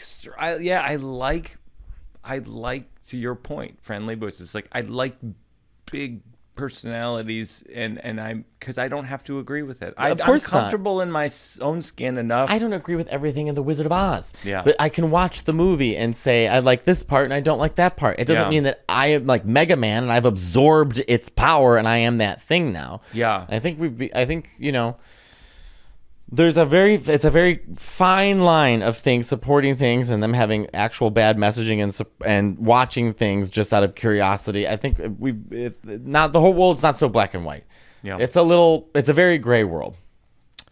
But the Olive Garden is bad. Yeah, the Olive Garden is. It's I mean, they horrible. haven't done anything about it over the years. No. Because we've been making fun of it for a long time. Yeah, One my of my friend- first jokes was I'm not real Italian. I'm Olive Garden Italian, and it was like that was like 2002. Have you ever watched the old Olive Garden commercials? It's insane. They get this big Guinea family, right? And everyone's around like passing stuff. And he's like, listen, my cousin Vinny, I brought him here from Italy. Ciao, buongiorno. I says to him, we got to get the fucking Italian, get the meatballs, lasagna. It's come, sono in Italia. And then they're like, when you hear your family. Oh and the my Italians God. were more offended by that than The Godfather. About a murderous family. They were more offended by the Olive Garden. And I agree. That should be a bit. Have you done that as a bit? I have not. That's Should a I good- write that yeah, down? yeah, write that Let me down, write that yeah, down. yeah. This is comedians' lives. Can we write that down? Yeah, no, I think that's really, really funny. Really funny. That's great. And also partly, honestly, because you just do all the voices. I really envy that about you. Is like you sing, you do jokes, you do stories, you do the voices. It's like the same reason I love Maria Bamford. She Yeah, goes I into the love Maria voices. She comes Bamford. out of the voices. I'm like, oh my God, I love that. I forget that I like do voice. People are like, oh, I like your voices, and I don't think of myself as a voice person. But I'm like, oh yeah, I guess you're right. The voice, the best impression I do is Liza Minnelli. And Yeah? I haven't figured out how to put her in my act. Can you do it? Of course. Oh my God. So like if I'm talking to Liza Minnelli and I said, Liza, I'm so surprised you came to my comedy podcast today. Well, it was so fun because I was at home. I'll never forget the first thing my mother said to me. She said, Liza, call an ambulance. Oh my God. That's too good. I know all of her stories. I'm my obsessed. God. Yeah. When I was a kid, the other kids collected stamps or cards. I collected lyrics. Oh I'm like, my what does God. that even mean? You collected lyrics. Now stop it. Yeah, I'm obsessed with You her. do that. Well, I look just like her, so I don't need any drag.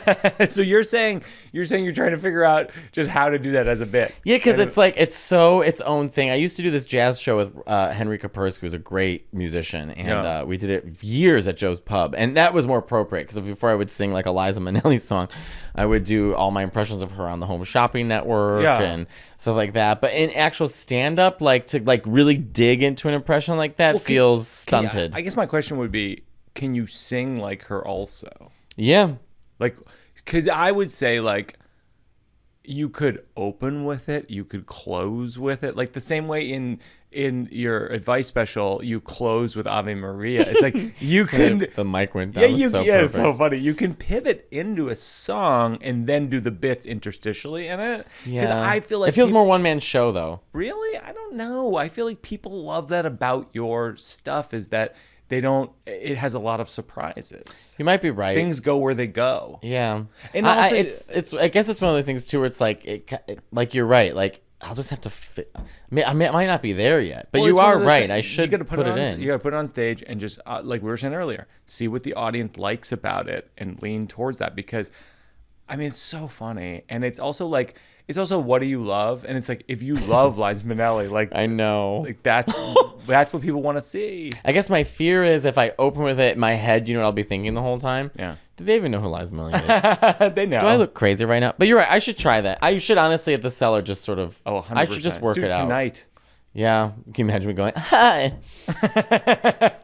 I wear a fruit roll up on the red carpet. Yeah, I should try because the thing with Liza too, like I think you know what, it's hard for me to like even talking about my family is I find quite difficult because it's Yeah. so close to me. Sure. So and it's like I just openly admit it. I'm like I'm just not there yet. You know, like I'll get there. For sure. Not there yet. I don't want to push it, but yeah, I'll try it out. I'm gonna try it. I'm gonna see if it works. I'm excited. I'm really excited. Next time I see it at the cellar, I'm gonna be force I'm gonna be you to do it. bedazzled. Yeah. And in a wheelchair.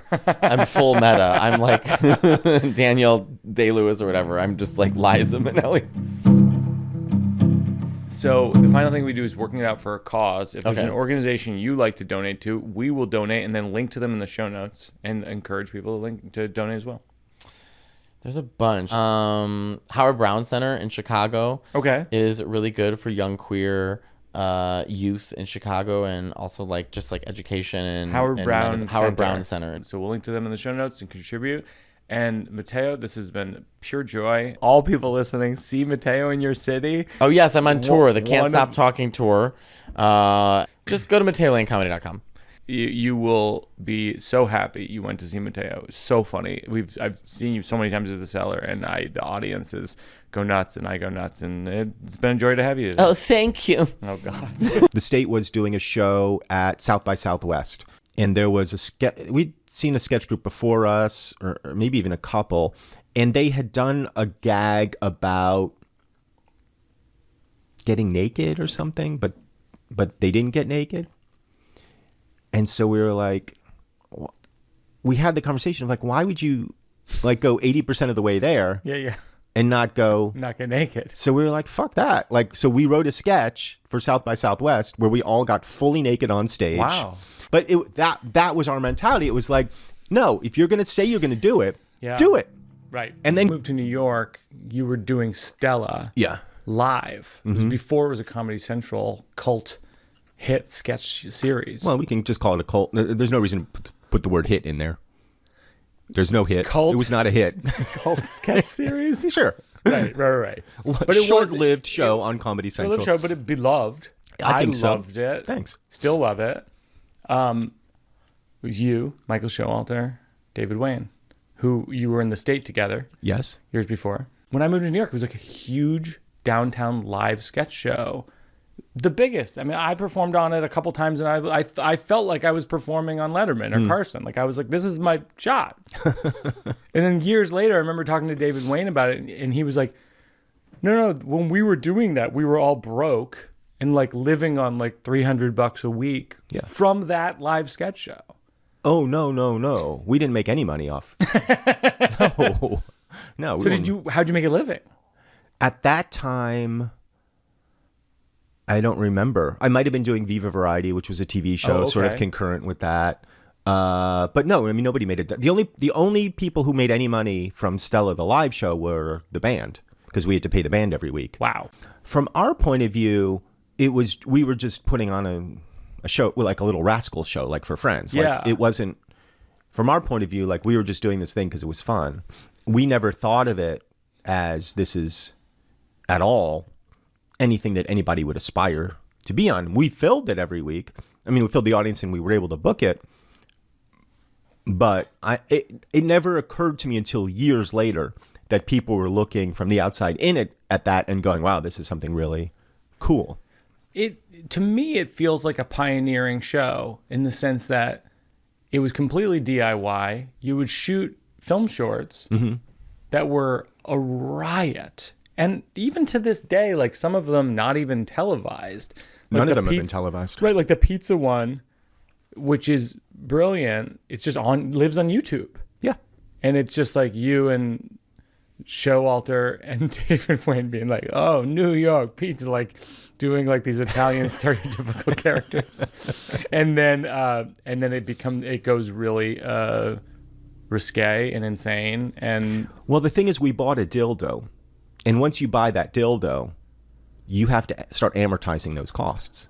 right. So You built backwards from the dildo. that's right. So we had to have the dildo in every episode God. just to make it cost effective. Was there a dildo in every sketch? No, but A lot. most. But And it was the same dildo. But to be, to put in the context of comedy as it stands right now, like so few things have the DIY quality that show had. Like, but Right. it's very common now Yeah. with Instagram and everything. TikTok stars, Right. they're like creating Because multiple there character wasn't, sketches. that wasn't a thing that people did then because there was no distribution platform for it. Right. So we were making these videos with the intention of we would just show them for one time at Stella, and then that would be the end of them. Yeah. But what happened was we made enough of them that we made a DVD of them, and then people could buy that DVD. That DVD ended up getting spread all over the country. And so at a certain point, the three of us decided to go on tour. Yeah. And I had no idea, but like every city we went, like there were, 1,000 people, 1,200 people showing up to see Stella. And I'm like, how do you even know about this?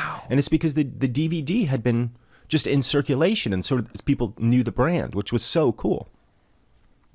I guess my question is like, what led you to make your own thing? Well, like, because the production is so hard. Well, the video. Lighting Why make scenes the is so videos? hard, yeah. Well, because we had a rule. If it takes more than, I think the rule was, if it takes more than 3 hours to shoot, we're not making it. Really? Yeah.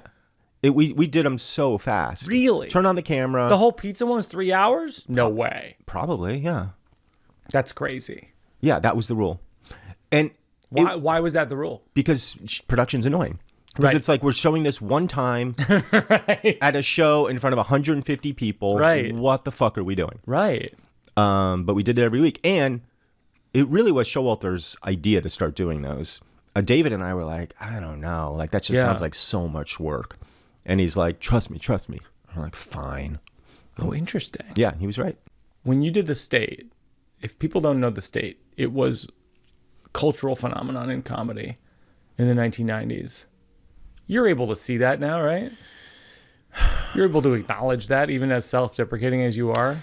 The thing is, it's like I'm always very reluctant to acknowledge the import of anything, or whatever the opposite of import is, of anything I've been involved in, because I can only see it through my eyes, meaning that people who talk to me about them are going to be nicer to me Sure. than they would be Right. to anybody else. So they Right. go, oh, that was such an important show to me. I take all of that with a grain of salt. I'm like, thank you so much. I'm like, bullshit. When you were living it, because like you were probably 23 years old, right? Uh-huh. You're like right out of NYU. Mm-hmm. A lot of you guys were in a sketch and improv group at NYU. The State was our sketch group. The in State NYU. was the sketch group. Yeah. And then all of a sudden it became, you entered a thing on MTV and it went well, like a one-off, and then they gave you your own sketch comedy show and you were like 23 years old. For like improvisers and sketch comedians like I was when I was in my 20s, that's all people dreamed of. That's all people wanted. And the reason I ask it is, what I'm asking is,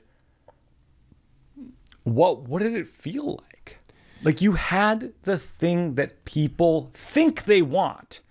Do they want it? Probably depends on the person. Okay. But did you want it? And then what did it feel like? When we were doing the State in college, we all felt like, oh man, like we really got something here. Like we're gonna do this after college. We're gonna stay together. Yeah. And And there's like 13 of you, right? there were 11 of us. 11 of you. Yeah. And it's like, looking back on it, I'm like, what? Right. Like, you're going to take your college comedy club Yeah. featuring like 10 white dudes and one white girl, and you're going to make a career out of that? Yeah. Really? But we were like so arrogant. Yes. We were like, yes, yes, absolutely. That's what we're doing. So when it happened, it sort of felt like, well, yes, of course. Right. Of course we have our own show on Right. TV. You sort of manifested it. We did, in a weird way, we did manifest it. And at times it felt awesome. At times it was like, oh yeah, this is cool. Like I was probably 22. And we've got our own show. We did exactly what we said we were going to do. It seems like it's going well. But on the inside, doing it every day, it was hard. It was really hard. Like, Yeah. you know, there's 11 of us and we were all young and stupid. Yeah. And, you know, we had 22-year-old egos, and it was very competitive. It was cutthroat in a lot of ways. It wasn't very supportive in a Yeah. lot of ways. Like, I don't want to say it was a bad work environment. It wasn't. Like, there was a lot of awesome things about that work environment. But we were really hard on each other and not very kind.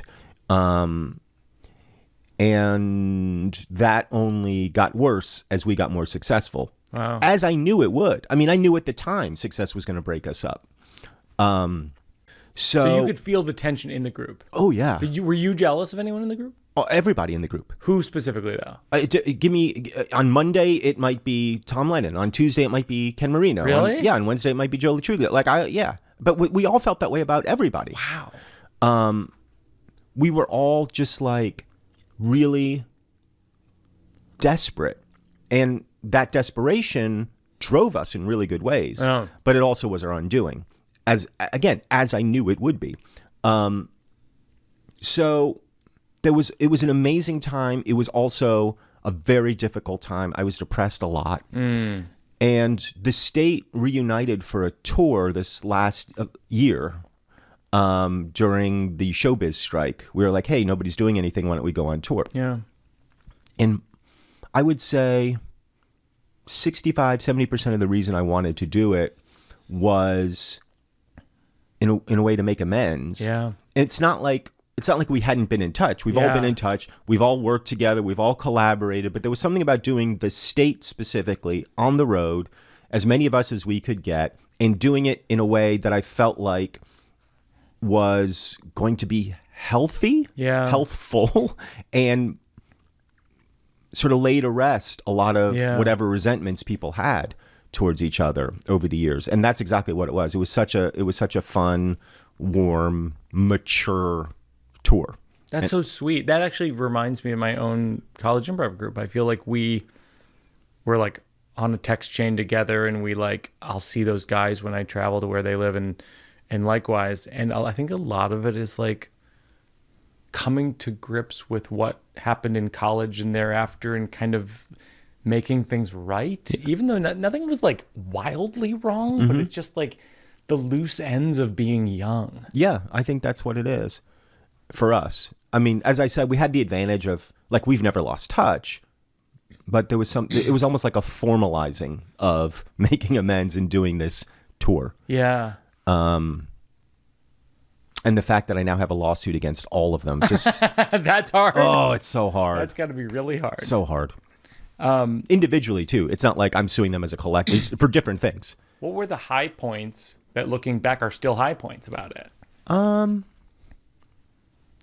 The one that comes to mind, and this is so random, is that right after our 4th season premiered, our producer, Jim Sharp, came into the writer's room, and he just had like a yellow Post-it note on his chest.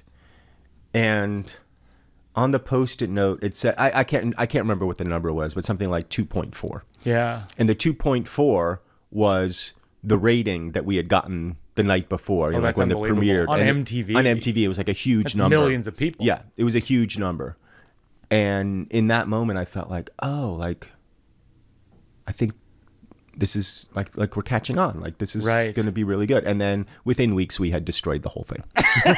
What do you mean destroyed the whole thing? Well, we were like, so when David Wayne was saying like we were making $300 a week, that's true. Like on the state, we were making like $300-400 a week. No way. Yeah. On your hit TV show. On my hit TV show. Like I shouldn't say taking home.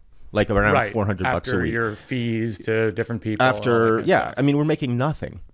And so, again, our arrogance was like, fuck it. Like, we should go up against SNL. Right. Like, blah, blah, blah, blah. And so our managers were like, yeah, let's go up against SNL. So they made a deal with ABC. Oh, my God. For us. To leave MTV. To leave MTV, go to God. ABC, and have a late night sketch show that goes up against SNL.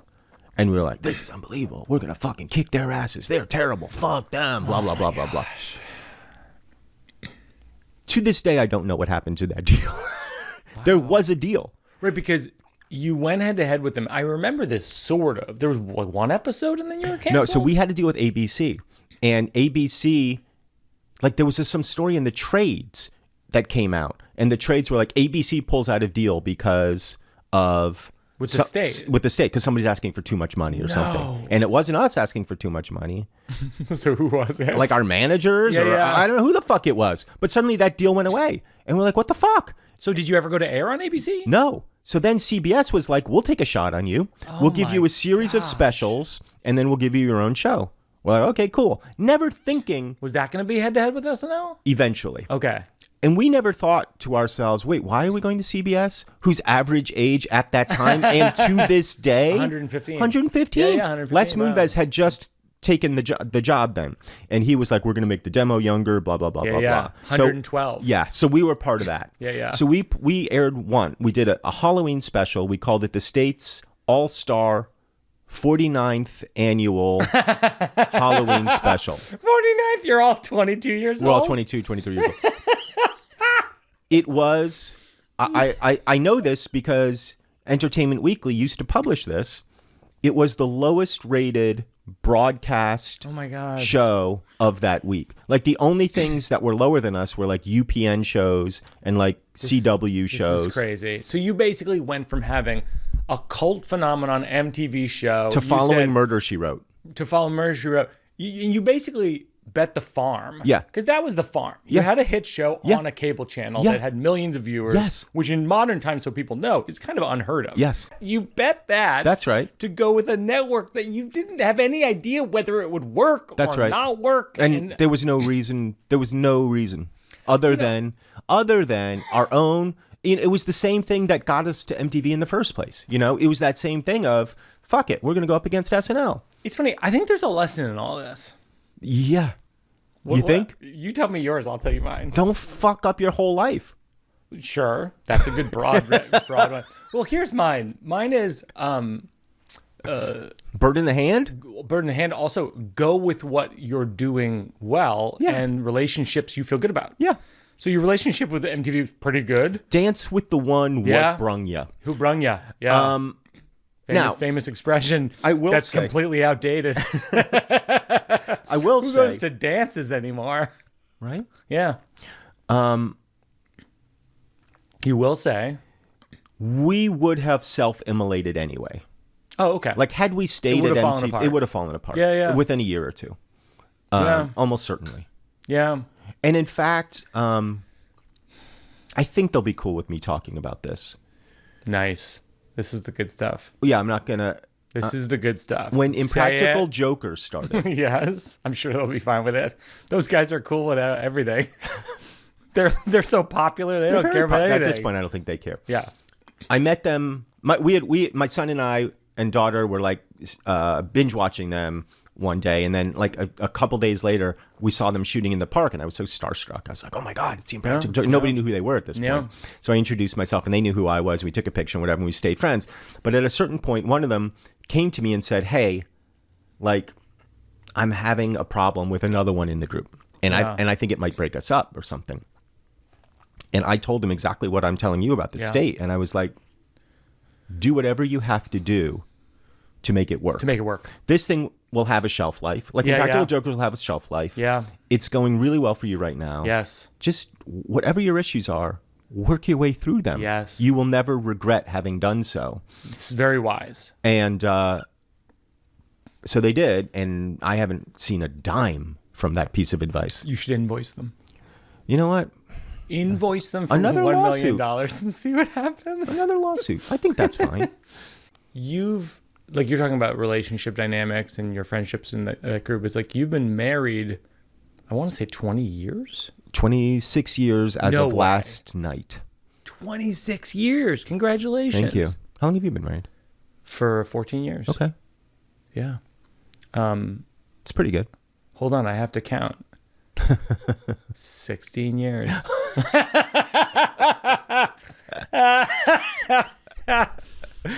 We've been together for 23 years. Yeah, me and Martha have been together like 30 years. But what do you think in terms of advice, enduring marriage? What do you think makes a marriage endure? I literally just wrote a piece about this because I was joking, like my marriage is now at the age where people come to me for advice. Yeah, What's the secret? Yeah. And I wrote a piece about it yesterday, and what I came to, I guess, is that my first instinct was like, the secret is forgiveness. Oh, that's great. Like, not only forgiving the other person, but forgiving yourself for things. But then the more I thought about it, I was like, I don't think that's it. I think it's actually acceptance.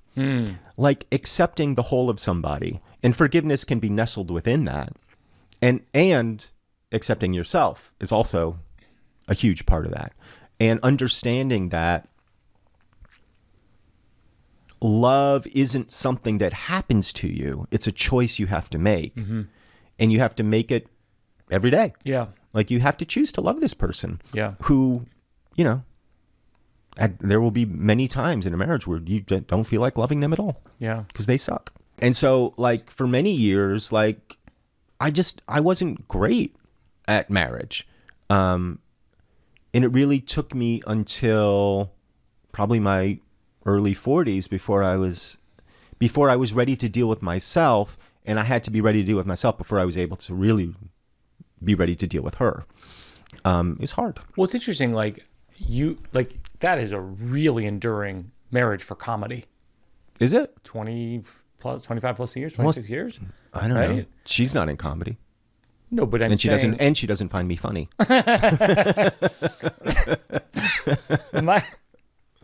My question is, in what ways do you think comedy and being a comedian, being an artist, runs in conflict with having an enduring relationship and runs in service of it? In certain ways, the main thing is both. So because I'm away a fair amount, particularly when the kids were young, that was really hard. Yeah. For her. Great for me. Awesome for for you. me. Get away from the children. Yeah, sure. You can't stand your children. It's not that I can't stand them. I just don't like them. Jesus. You have 2 kids. They're all grown up. They're all grown up. Yeah. Being away for, a couple weeks at a time here and there, I think has been really good for us overall. Like, having that separation, not being so tied together at every moment, that's been really good for us. And your romantic relationship with Bradley Cooper has helped because she can view you as a sexual object because he's sexy.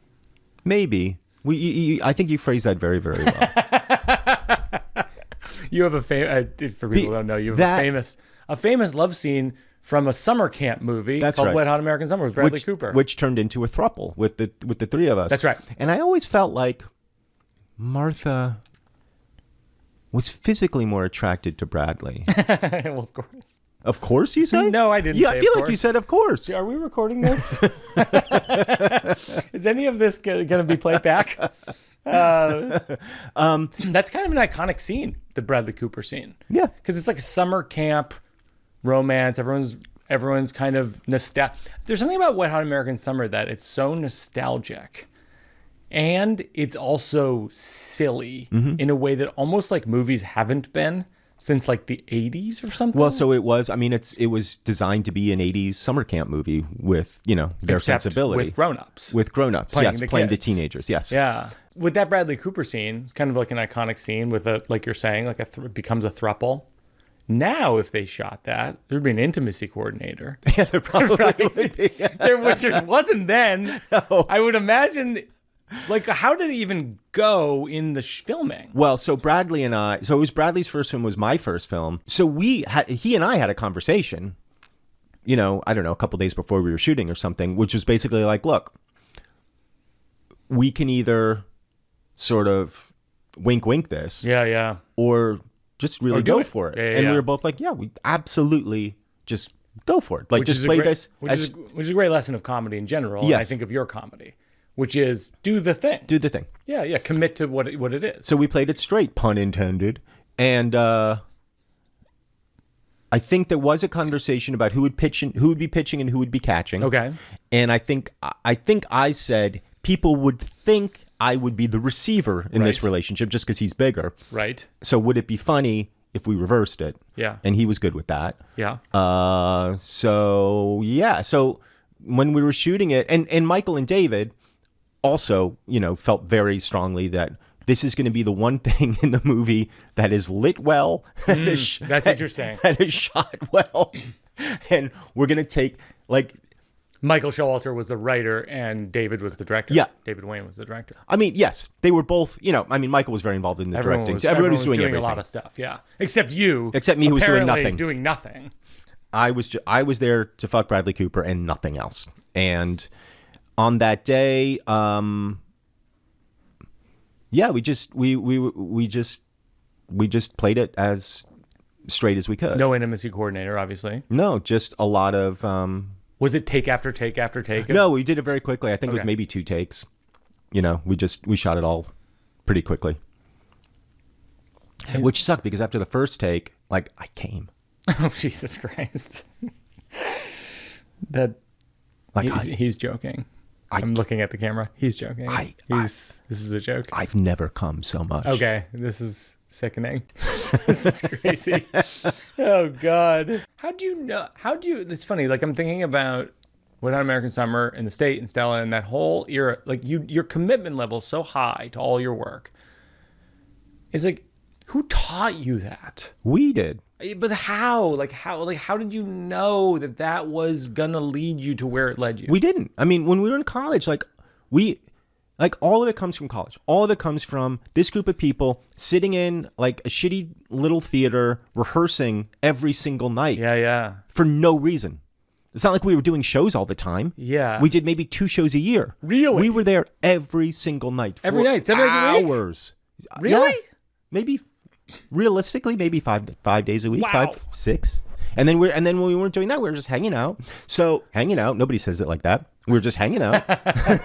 Spent a lot of time together. Spent a lot of time together, and nobody taught us anything. So our style evolved from that, and that style was very much like full commitment, go as far as you possibly can. Yeah.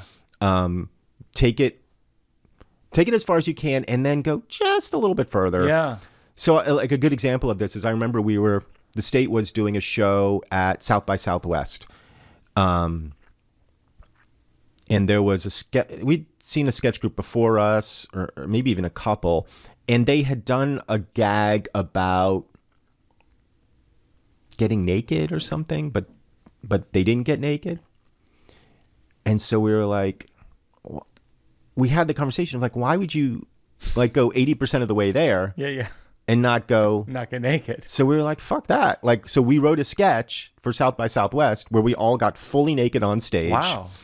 Well, we wouldn't have done that now because there were no smartphones at the time. Right. But So it's like 11 of you naked in Yeah. a sketch in Texas. yes. And the premise. And you're like 20 years old or whatever. Yeah, You're in college. Yeah. We were older. I mean, the show had been on the air. But, Oh, okay.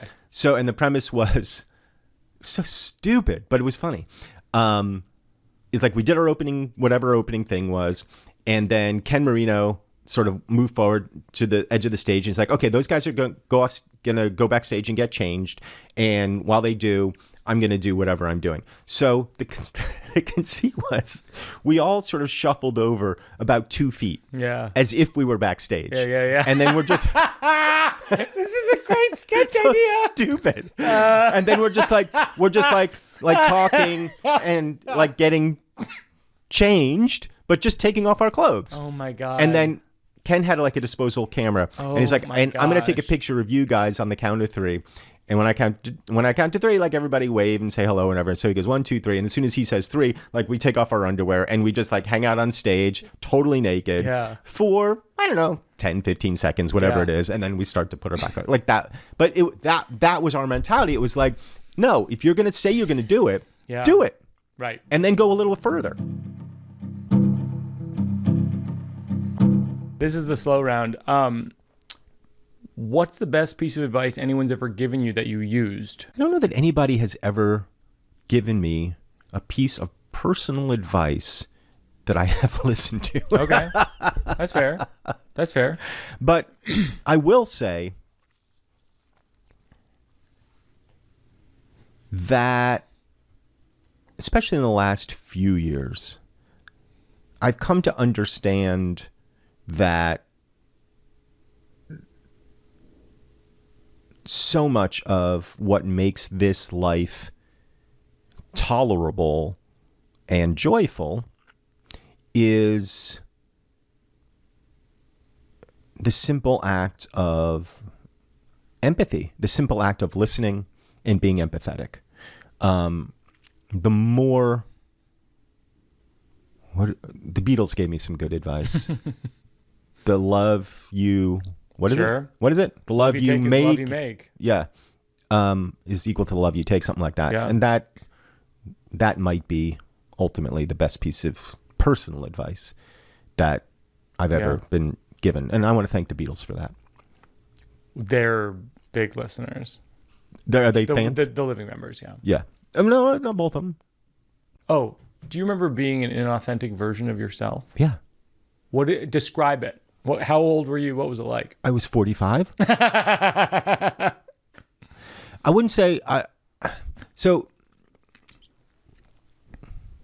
for me, being my inauthentic self had a lot to do with the sort of armor that I had erected just to sort of get through life. And the best example that anybody can watch, if you want to, go watch me on VH1. I love the 70s, 80s, and 90s, where, you know, I was very deliberately being kind of straight-faced and stoic about everything I was saying. Like, I never allowed myself to smile or laugh or anything like that. Right. You were being a two-dimensional version of yourself that was a little snarky. Yeah. Yeah. And that worked really well for me professionally to a point. And then once I had kids and I just sort of, you know, matured, I was like, increasingly, I just felt like the person I was in public was not the person I am in private. And I was uncomfortable with that. And I felt like I needed to figure out a way to marry the two. Yeah. It's interesting. I relate to that so much because there was a whole period of time in the 2000s where VH1 had a series of television shows that were, I love the 80s, I love the 90s, best week ever. And they were all just talking heads, the camera, you're saying things that are snarky about a thing. Yeah. Usually cultural things. I remember I only did a couple of them, but it was such a two-dimensional version of myself that wasn't me. And I had to walk away from it because I said something about Huey Lewis and the News. And it was a snarky thing about the band. And you're like, what if Huey's watching? Well, I got an email. It was basically like, Huey Lewis and the News has more talent in their fucking pinky finger than you have had in your whole career. Signed Huey Lewis. And it was so funny because my brother Joe and I looked at this email and we're like, they're not wrong. You know what I mean? Like, talking about like a really talented band that really put blood, sweat, and tears, totally different band, into their career. And here I am like making fun of them on TV with like some half-baked joke that's like probably a pun. It's like, who am I? And I stopped doing those stupid shows. Yeah. There's something about the format of that shows that actually is kind of weirdly negative and like... And it's almost like pre-internet. It's like what the internet and social media became. That's so funny. Yeah, and it's true. I mean, when they first started doing those shows, it wasn't really like that exactly. Like the first I Love the 80s was actually I Love the 80s. It was. Like people were being really sincere. Yeah, yeah. Except for like me and Mo and maybe Hal Sparks were just being kind of snarky about it. And then that's sort of what people responded to. That's what it became. Yeah, yeah. And so it's my fault. Yeah, you ruined it. What's a nickname you've had in life that you really like or don't like? That I currently don't like? Yeah, or like... I've never really had... Well, the only nicknames I've ever had, one's not really a nickname, but people call me Mike. Yeah. And you're Mike a Mike. Black. Yeah, yeah. I'm not a Mike. Yeah. You don't see it that way. I'm a Michael. Yeah. You know? Yeah. Because I'm kind of an asshole. And I feel like Michael's a little more formal, a little more standoffish, a little more aloof. And you're friendly. I've been doing this run in my show about truth or dare. And I kind of, I blew it out, which is I think truth or dare is a fundamentally evil game because truth is never truth. Truth is I'm going to squeeze out of you intel that I can use on you in school. And dare is at best, I dare you to eat dirt. And you're like, oh, great. Now I'm eating dirt and I've just handed over 3 factoids that bullies can use to make me feel terrible about myself. And no one ever leaves truth or dare better off than they went in. They're never like, I played truth or dare with Phil and I admitted I'm an alcoholic and then he dared me to come clean with the people I've wronged. And I'm like, dude, I think you went to AA. Nope. Pretty sure it was truth or dare. See, in my experience, that's funny. Thanks. That's all funny. I've never done it on stage. In my experience, truth or dare, like when you're little, you play truth or dare, and then it is eat dirt and whatever. But then as you get a little bit older, truth or dare becomes about like sexual dares. It does. So it's about, Yes. hey, I dare you to go make out with so-and-so. For sure. I dare you to, to lick so-and-so's bunghole. And you're like, oh, yeah, cool. Jesus. Yeah, I played very hardcore. No, but you're right. The escalation of truth or dare is astonishing. Oh, yeah. It basically goes from a very simple kind of like, sometimes I pick my nose Right. to like YouPorn. go in that closet. You know what I mean? Okay, so that's my truth or dare. I like it. Right now it's called Truth or Dare versus AA. Yeah, funny. I think that's AA. I wrote this down the other day. I find that when someone tells you you're pulling off an outfit or a look, you're definitely not pulling it off. The other day I walked into a thing. Someone goes, "You're really pulling off that backpack." I'm like, "Fuck you." Like, I guess I'm not. I hadn't been thinking about it before. Why would you be bringing it up? Wait, was there anything about the backpack that was weird? Was it one of those No. like rubbery ones with the spikes on it? Like a black backpack that you can slip a laptop into or whatever. I just want to be like, obviously I'm not pulling it off. So either you just shut up and keep your thought to yourself about how I'm not pulling off my backpack. I want to understand more fully what not pulling off a backpack looks like. No. Like, because a backpack is a backpack. Yes. I don't understand. Oh, you're really not pulling off that backpack. Like, I don't know what that would look like. Well, it's so funny because it was some kind of like corporate-y event. It's not usually, it wasn't like my wavelength, right? Mm-hmm. Like it wasn't artists, it wasn't comedians. It was just kind of like whatever. And so it was a little fancy maybe. So it's like wearing a backpack. What is it? But where do you want me to put my laptop? In your briefcase. In my fucking briefcase. Fuck you, Mike Birbiglia, Black. really pulling off that briefcase. Really pulling off that briefcase. Like, if you walked into the Comedy Cellar with the briefcase, Yeah. people would be like, well, what the fuck, Birbiglia? I would really be pulling that off. mocked until I walk out the door. But do people even use briefcases No, anymore? they Is that a don't. thing? They use backpacks. I don't think I've seen a briefcase in years. No. Okay. And then this is when you're liberal, they say people call me a coastal elite just because I live on a coast and I'm better than other people. And I want these people to know I live part of the year in Aspen. That's very good. Yeah, it's sort of fun. It's it's fun, but it's also like it's just not true. You know what I mean? Well, you don't spend part of the year in Aspen. No, I do not. I do not. Yeah, but I am a coastal elite. But I don't think I'm better than other people. I mean, you live in Savannah. I do. People will go, "Oh, he lives in the South." It's I live in the deep South. How do you find the people in Savannah? For the most part, lovely. We moved there about 3 years ago. It is a southern city, so I was apprehensive about that. Like, I just didn't know what it would be like. But Savannah is pretty liberal. So the sweatshirt I'm wearing is from the art school there, and I've met like more artists and entrepreneurs and musicians and just interesting people there than I feel like I've met anywhere else, including New York. Yeah.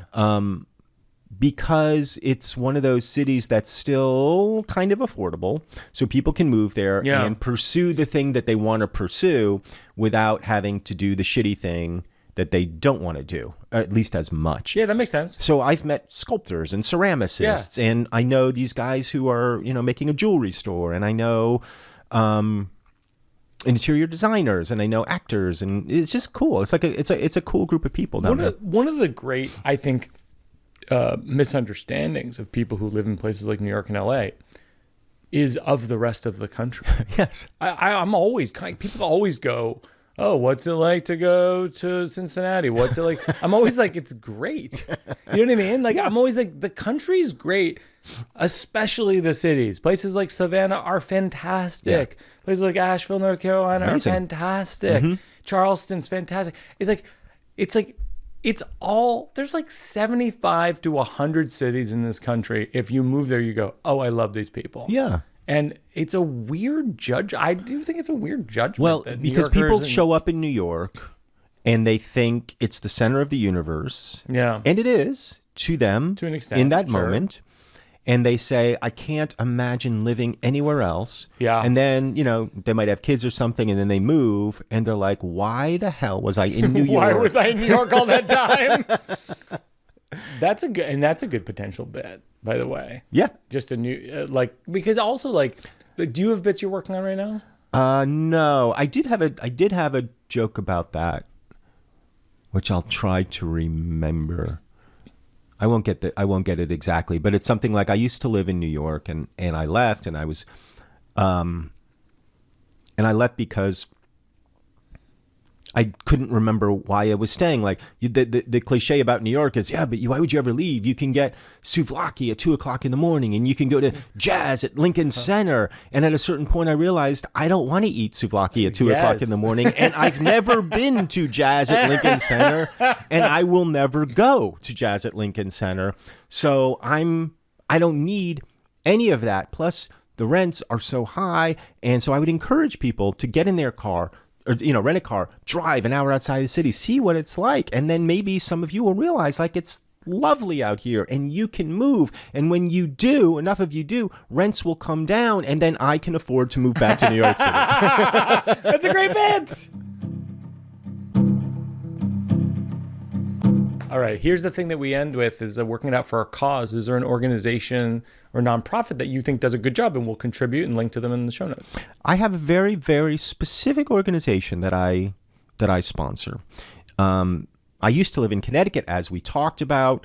In my little town in Reading, Connecticut, the library there was founded by one Samuel Langhorne Clemens. Oh, wow. Huge. Mark Twain founded the town library, and over 100 years ago, that library, in his original charter for it, is not allowed to receive government money because they were censoring his books at the time. And he was like, fuck you, no. Fascinating. So it's a great repository of Twain, because he founded it, but B, his personal collection of books, couple thousand of them are in that library. Really? And it's also, I did not realize that. Yeah, and it's also just I think it's just a great piece of America. Yeah. Like Twain, as valued as he is in our culture, I think is still maybe undervalued. I mean, just a great humanitarian, obviously, like maybe the funniest American. So I support the Mark Twain Library. I donate a lot of money to them, and I do a lot of events for them. That's awesome. We'll contribute to them. We'll link to them in the show notes. Michael Ian Black, it was an honor, a privilege. I continue to love everything you do and anticipate what you do next. Well, I won't do anything next. This is the last job I'll ever have and the last podcast I'll ever be invited on. I will anticipate that eagerly.